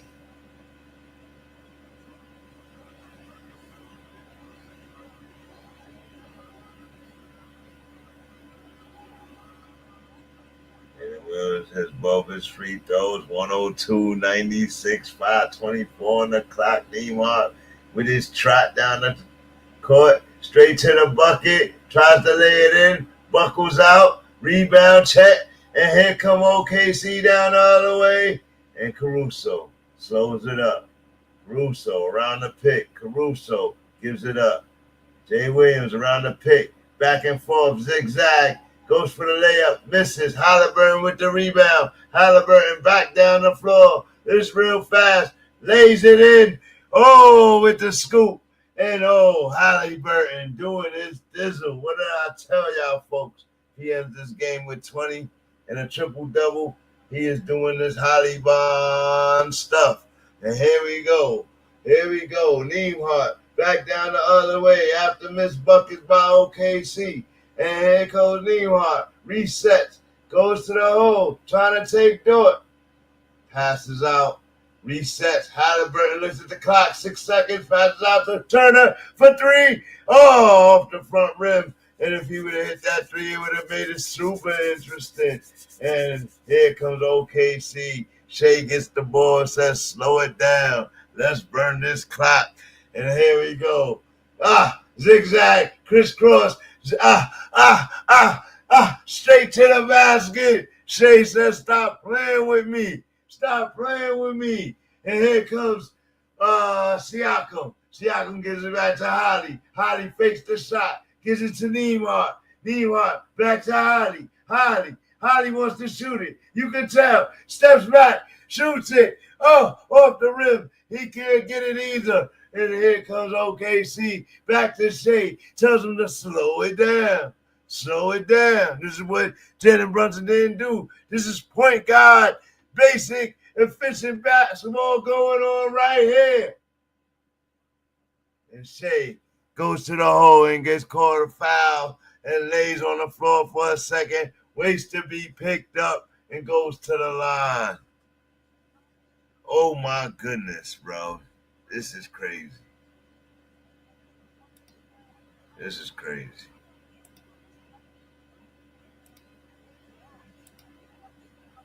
Oh, let me see.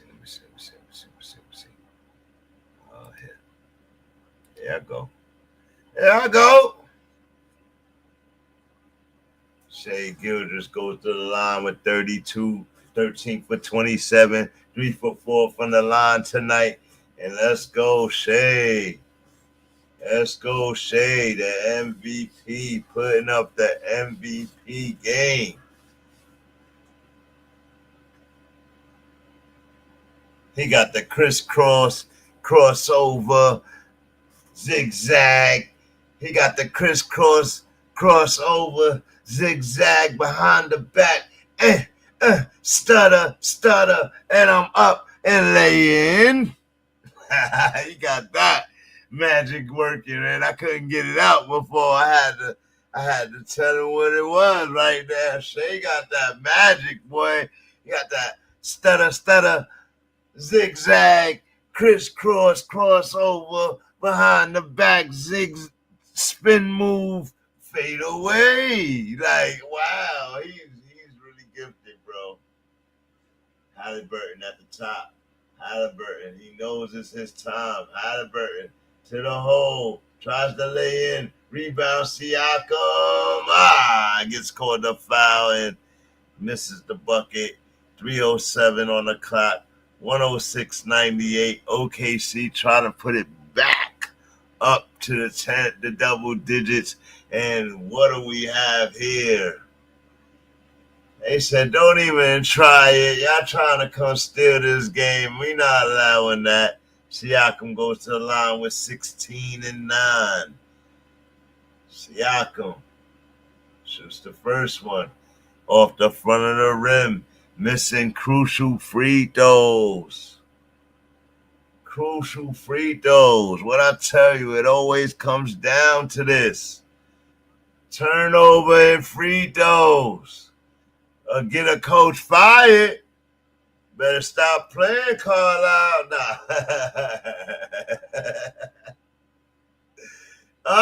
Take it from a Knicks fan as he missed his second free throw. And a foul called on the rebound.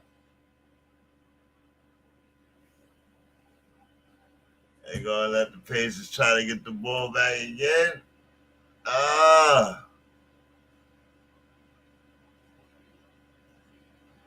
Oh, yeah. He was in the lane way too early.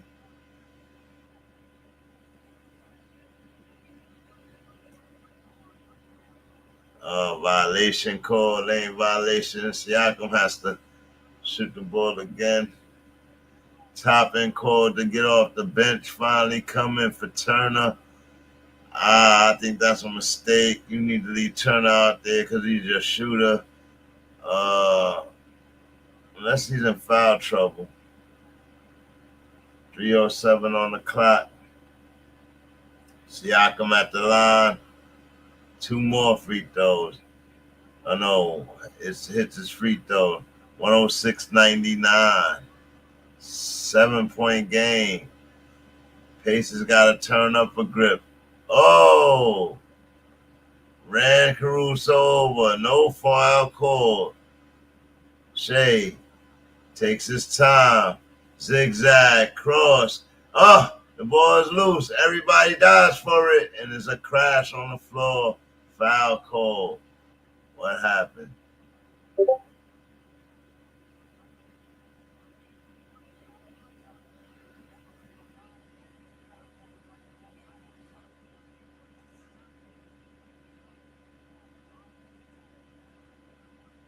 That's a foul. Haliburton fouled him. Good call. And be fouling Shai like, yeah, we're going on the line. That's what slowing the game down do. You forced them to make a decision to foul you, man. 107.99 game, 2:52 on the clock. OKC showing what it is to close a game against the Pacers. Now desperation sitting in. Pacers all over the place. Naismith shoots the 3, rattles one in, and it's a 108-102 game. And they're keeping it nice and close to try and steal at the end with a couple of threes. Taking their time. OKC splits the defense. Out. Jay Williams fakes the pass, misses the 3, rebound Pacers, and here they come. Neiman, dribble, picks up the dribble, gives it up to Neesmith, back to Neiman. Neiman back at the top of the key. Dribble, cross through the legs, takes the 3, hits the 3. Oh my goodness. 108, 105, 159 on the clock, and they call a timeout. Now here we go. OKC running the clock. Back to Shai. Shai gets the ball out of his hand. Out to Dort. Dort for 3. Misses the 3. Here comes the Pacers. Haliburton with the ball. Haliburton passes to Neesmith. Neesmith goes to the bucket. No foul call. Falls to the floor. Shai trying to push back down the other side and an easy lay-in. Needed that. 5-point lead for OKC. 110-105. What just happened? Is it a steal or a foul? Is it a steal or a foul?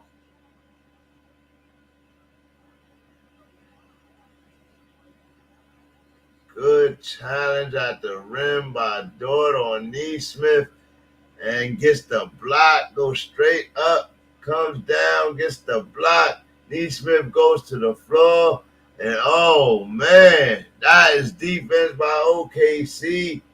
Neiman at the line, gets a rolling free throw, and it's a 4-point game. 122 on the clock. Here we go, folks. Here we go. 13 points for Neiman. Hits his next free throw. 14 points. 3-point game. 110-107. 120 on the clock. Stand-up time. Oh, my goodness. What's going to happen?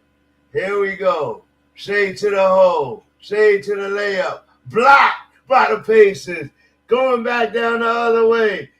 Looking for Toppin. Swinging the ball back to Neiman. Neiman. Give it to Haliburton, bro. Neiman steps back. Shoots a 3 off the front rim. Siakam with the rebound. Siakam with the putback. And it's a 1 point game. 45 points on the clock, 45 seconds on the clock. And Shai just taking his time. Pacers on a 10-2 run in the last 2:16. Right back into this game. Shai passes out to Williams. Williams with a jab step. Drives to the hole. Tries to lean in and get it. But it's off. And the Pacers get the rebound. And I think they're out of bounds. No foul called. 22.5. By them not getting the rebound right there. Carlisle calls a replay.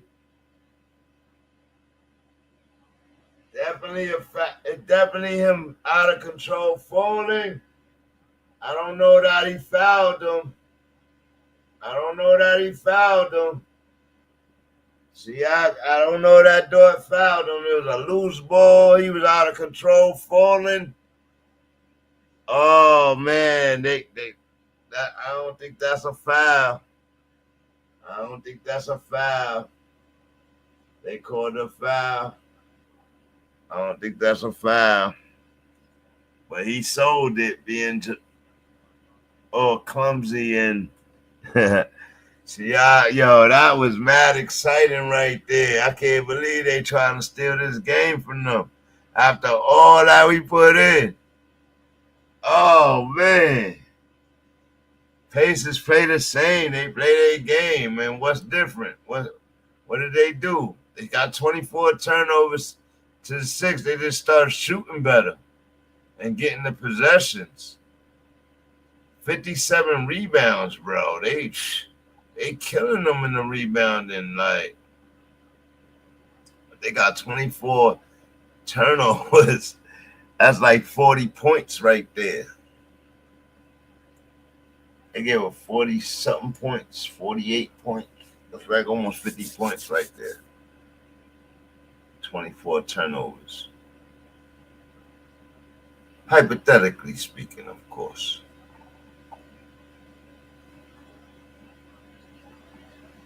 Wow.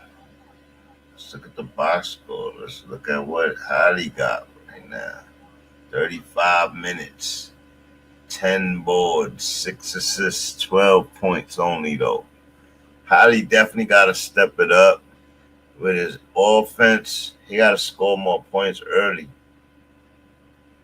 He should be getting 4 shots on baskets per quarter, like, you know what I mean, at least, if not more. You know what I mean? But his team is evened out their scoring. Pascal Siakam with 19, Miles Turner with 15, Anthony Martin with 14, Tyrese Haliburton with 12, Obi Toppin with 17 points. He should stay in the game, man. He only played 24 minutes today, but he's hit 5 3-pointers. Like, they need to leave him in the game, bro. That he's their Lou Dort today, and Dort has not came off the floor. Like, they got him playing off the bench. They need to play him. Period. Like, I know he's not used to it, but it's a matchup base. It's easy to see. These coaches, man, Tibbs, Carlisle, these older coaches, man, they just stick to their system and they don't play the game that is presented to them. Like, it's easy to see. Indiana just stole the game on the last minute bucket. Left 0.3 on the clock. Is that Haliburton? Is that a Holly bomb? Shai misses the fadeaway. Rebound, Indy, 8.4 on the clock. Obi gives it to Holly. 2-pointer. Steals the game.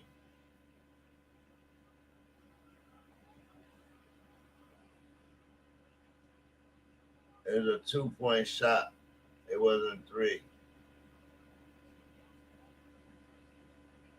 And did they just steal home court advantage from OKC after I talked all that nonsense of them dominating the game? Did they just steal this game?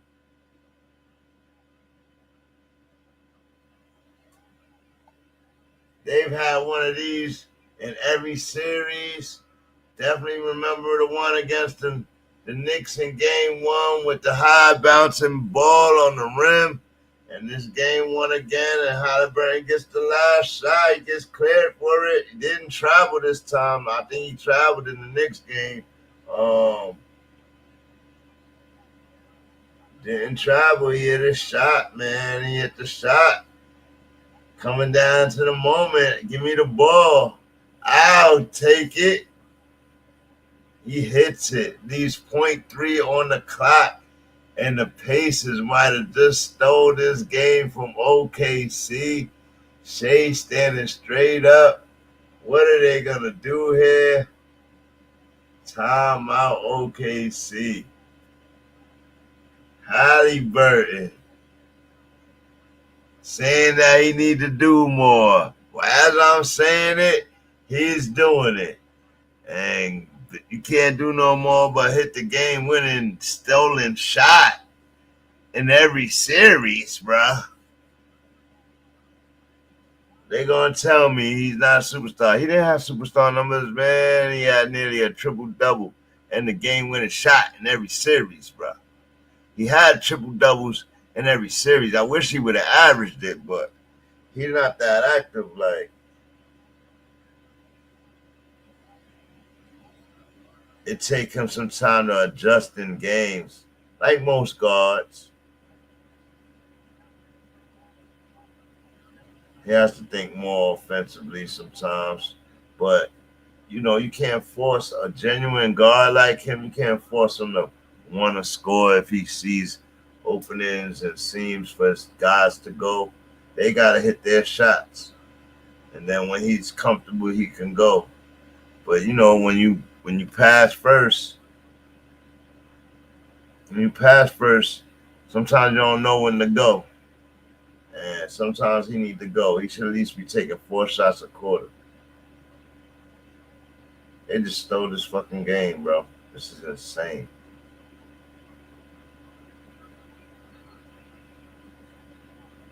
Indiana steals home court advantage and takes game 1. Oh my goodness. They do the same thing to OKC that they did to the Knicks. And man. There you go. I don't know how you could play a fucking horrible game, man. That just proved that you could win a game if you have 20 turnovers, right? But 64 rebounds, 4 blocks. They also shot 46% from three-point land. They ended up shooting better from three-point land than OKC. OKC probably shot less from three-point land, and they missed a lot more from the field.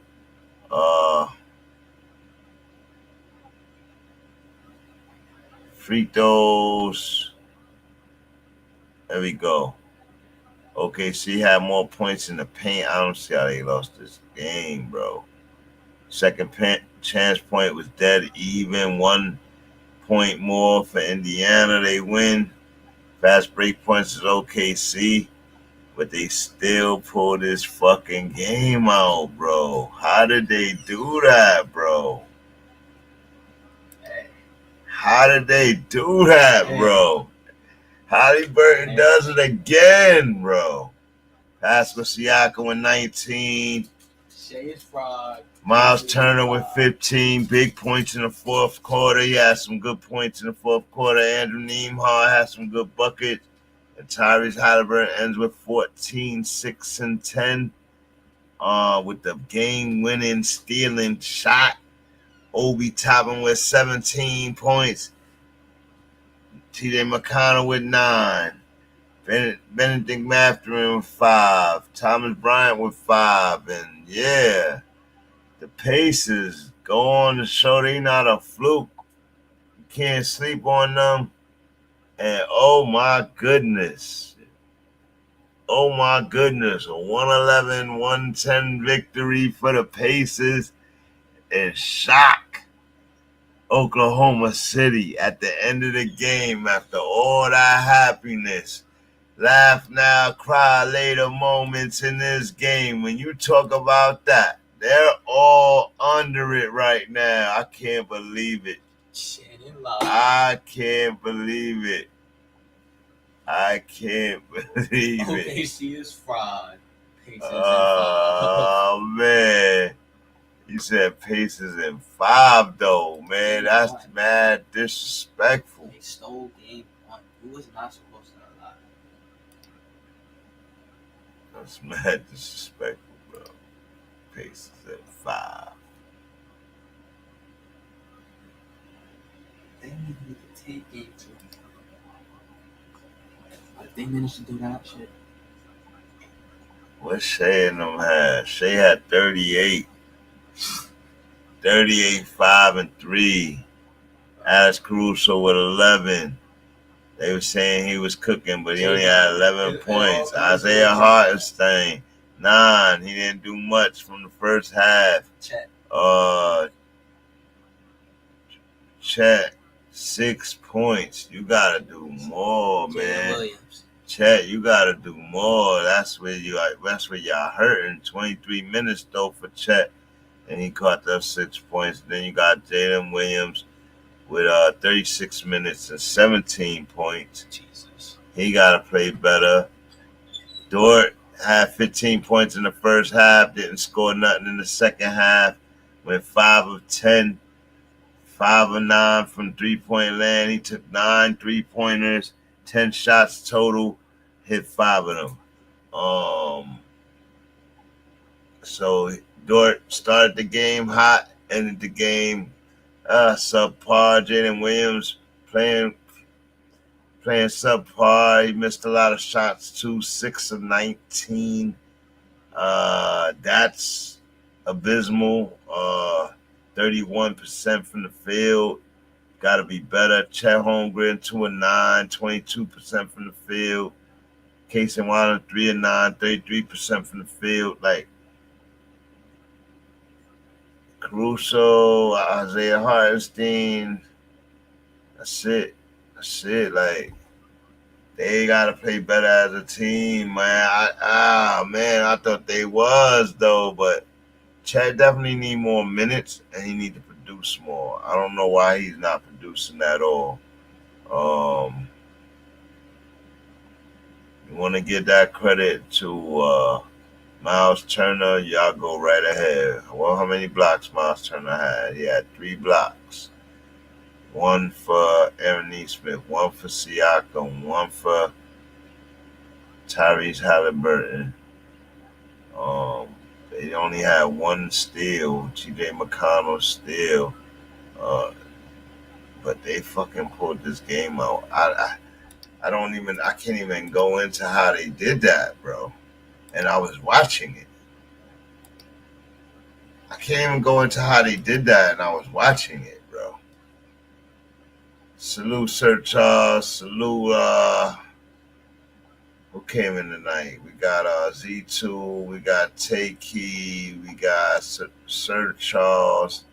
And everybody that was watching in the background, I salute y'all, man. Y'all need to get in the chat, man. Get in the chat. We had a good show, though, regardless, though. Sir Charles kept it going.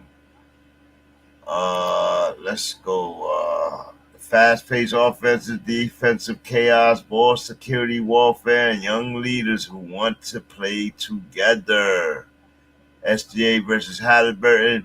Today, SGA won the battle, but Haliburton won the war, which was the game. The proven point guard keeps on proving, hitting the game winner to steal it. The last couple of seconds. His guts, his heart, his will to do it is insane. He's done it multiple times. give me the ball when the time is running off the clock, like if you were a kid dreaming about your future.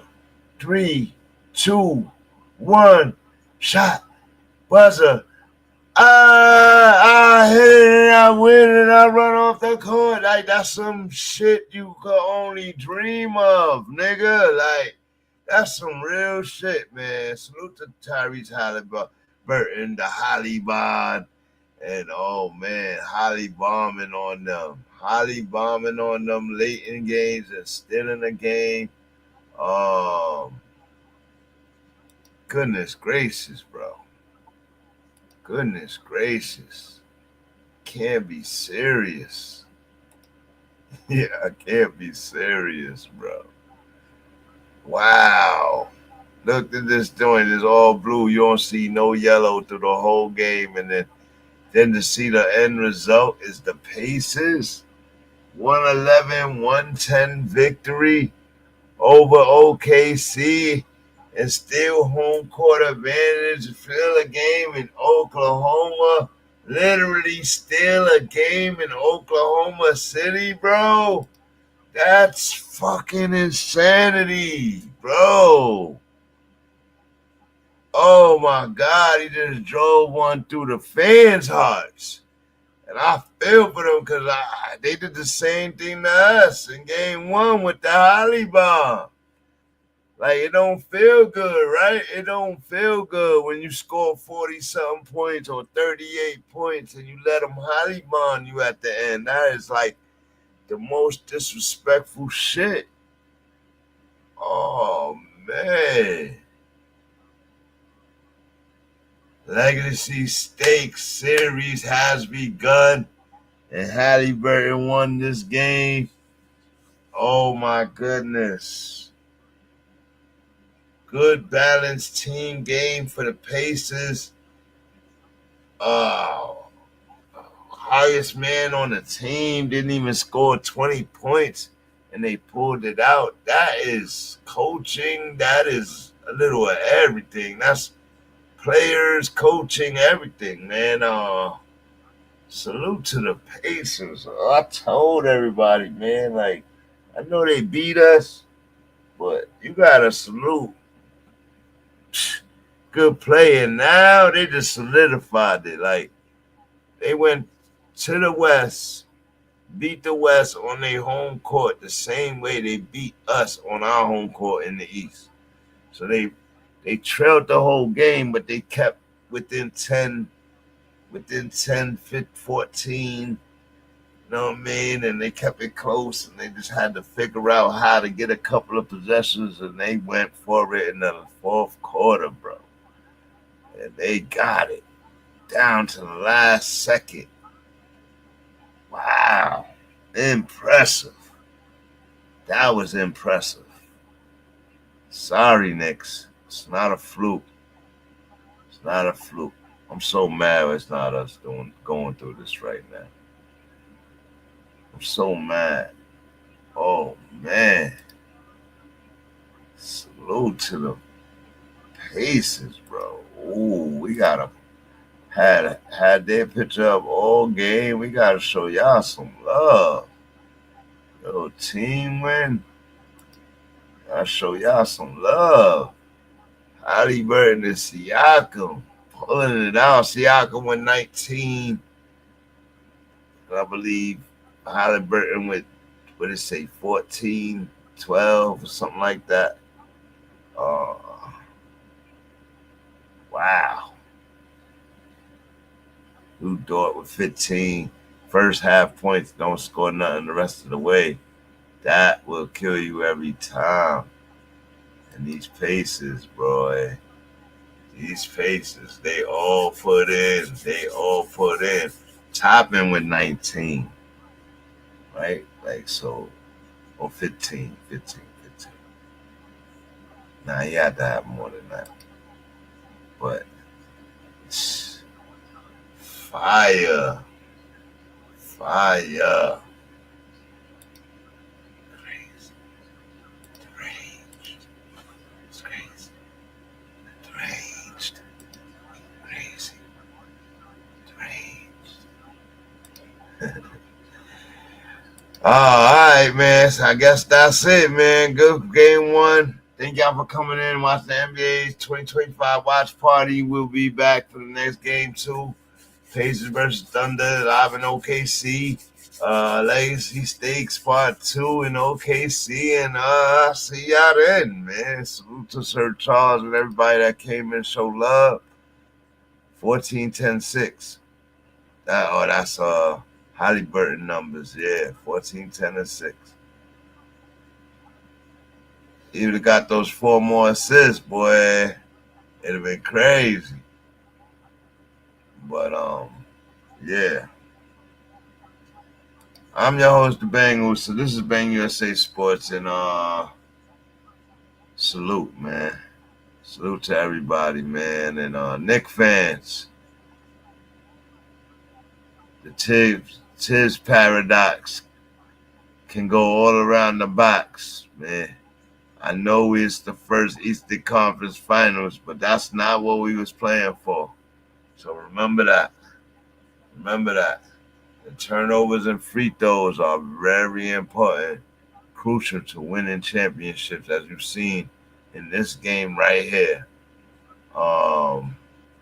Shai could play great. Your star could play great. We went through that with Brunson too. Like, he had 43 and a loss. Shai just had 38 MVP performance and loss. So this is real stuff right now, man. Y'all make sure y'all come back, man. Y'all keep up. Make sure y'all check out the Bang USA Sports Twitter feed. Make sure y'all send me a friend request. I definitely follow me. I follow you back. And you can stay up with all the articles we post and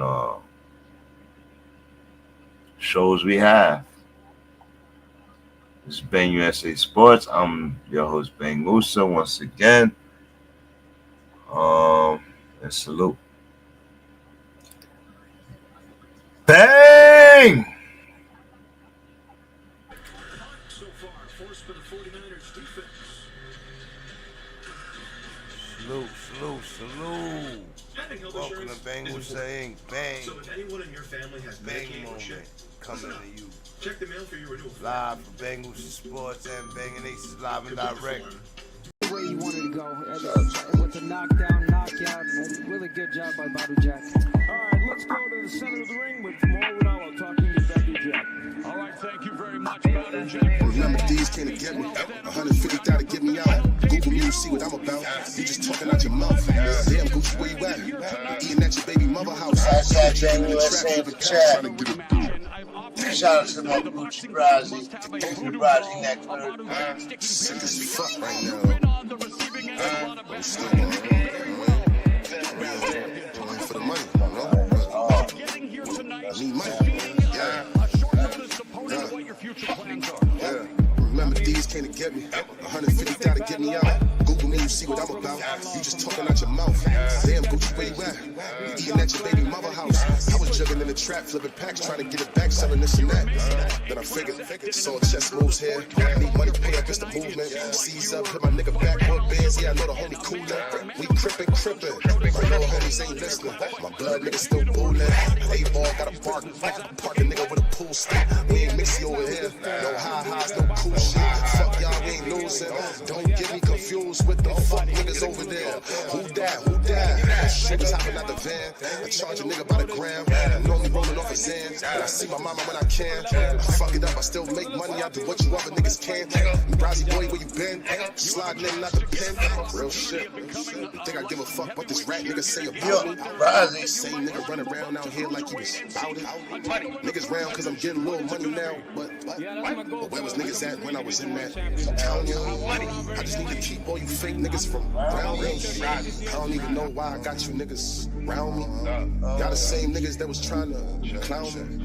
And I remember that shit. Look, fuck it. My truly pants had to throw them out. Blue rag say you rolling now. On parole, but I'm blowing now. Yeah. Need money, get the money now. Cut the check, bitch. And if not, then I'm running down. Since a youngin', I've been running around. 15 with a couple pounds. Shorty said she wanna fuck me. We'll do it with my baby mother round. You ain't know that she was bout it. My bitch hot, turn the oven down. No snitching in my circle, that's one thing, homie, I do not allow. Cooperation, information, none of them things I know nothing about. Second Street got it raided. Now we trapping out the other house. Had the pounds at my mother house. Found out that she kicked me out. I was living out the Paramount and the Super 8 had to thug it out. Gucci did this, Gucci did that. Damn, why I'm in your fucking mouth? Now niggas just trying to figure out when a nigga Pablo coming out. Hey, I tell them niggas mind they fucking business. Still remember when I got the call that them people ran up in his mother house. Gucci scarf on my left side. Yeah, nigga, that's the left side. Still give my blood niggas high fives. I'm in the center like Miles God. Got a shooter with me in the 5'9". Spur shit, you could die trying. Got his little skis at the Mickey D's. Double cheese and a fry for you. I ain't paying if the price high. Give money, look broke. That's the motto I apply by. Selling drugs on these corners, little nigga. Watch the cops in the drive-bys. I never change, still the same. Drinking top pops on my mouth dry. I'm in the trap, you know where I be, nigga. Every day I'm with my guys. I got locked like 100 times, but I'm still an angel in my mom eyes. Start shit, better have it with you. Got a double drum on this little pistol. I was on the train with my iPod. Nigga front and saw update on them shit. The 30 round fucking my.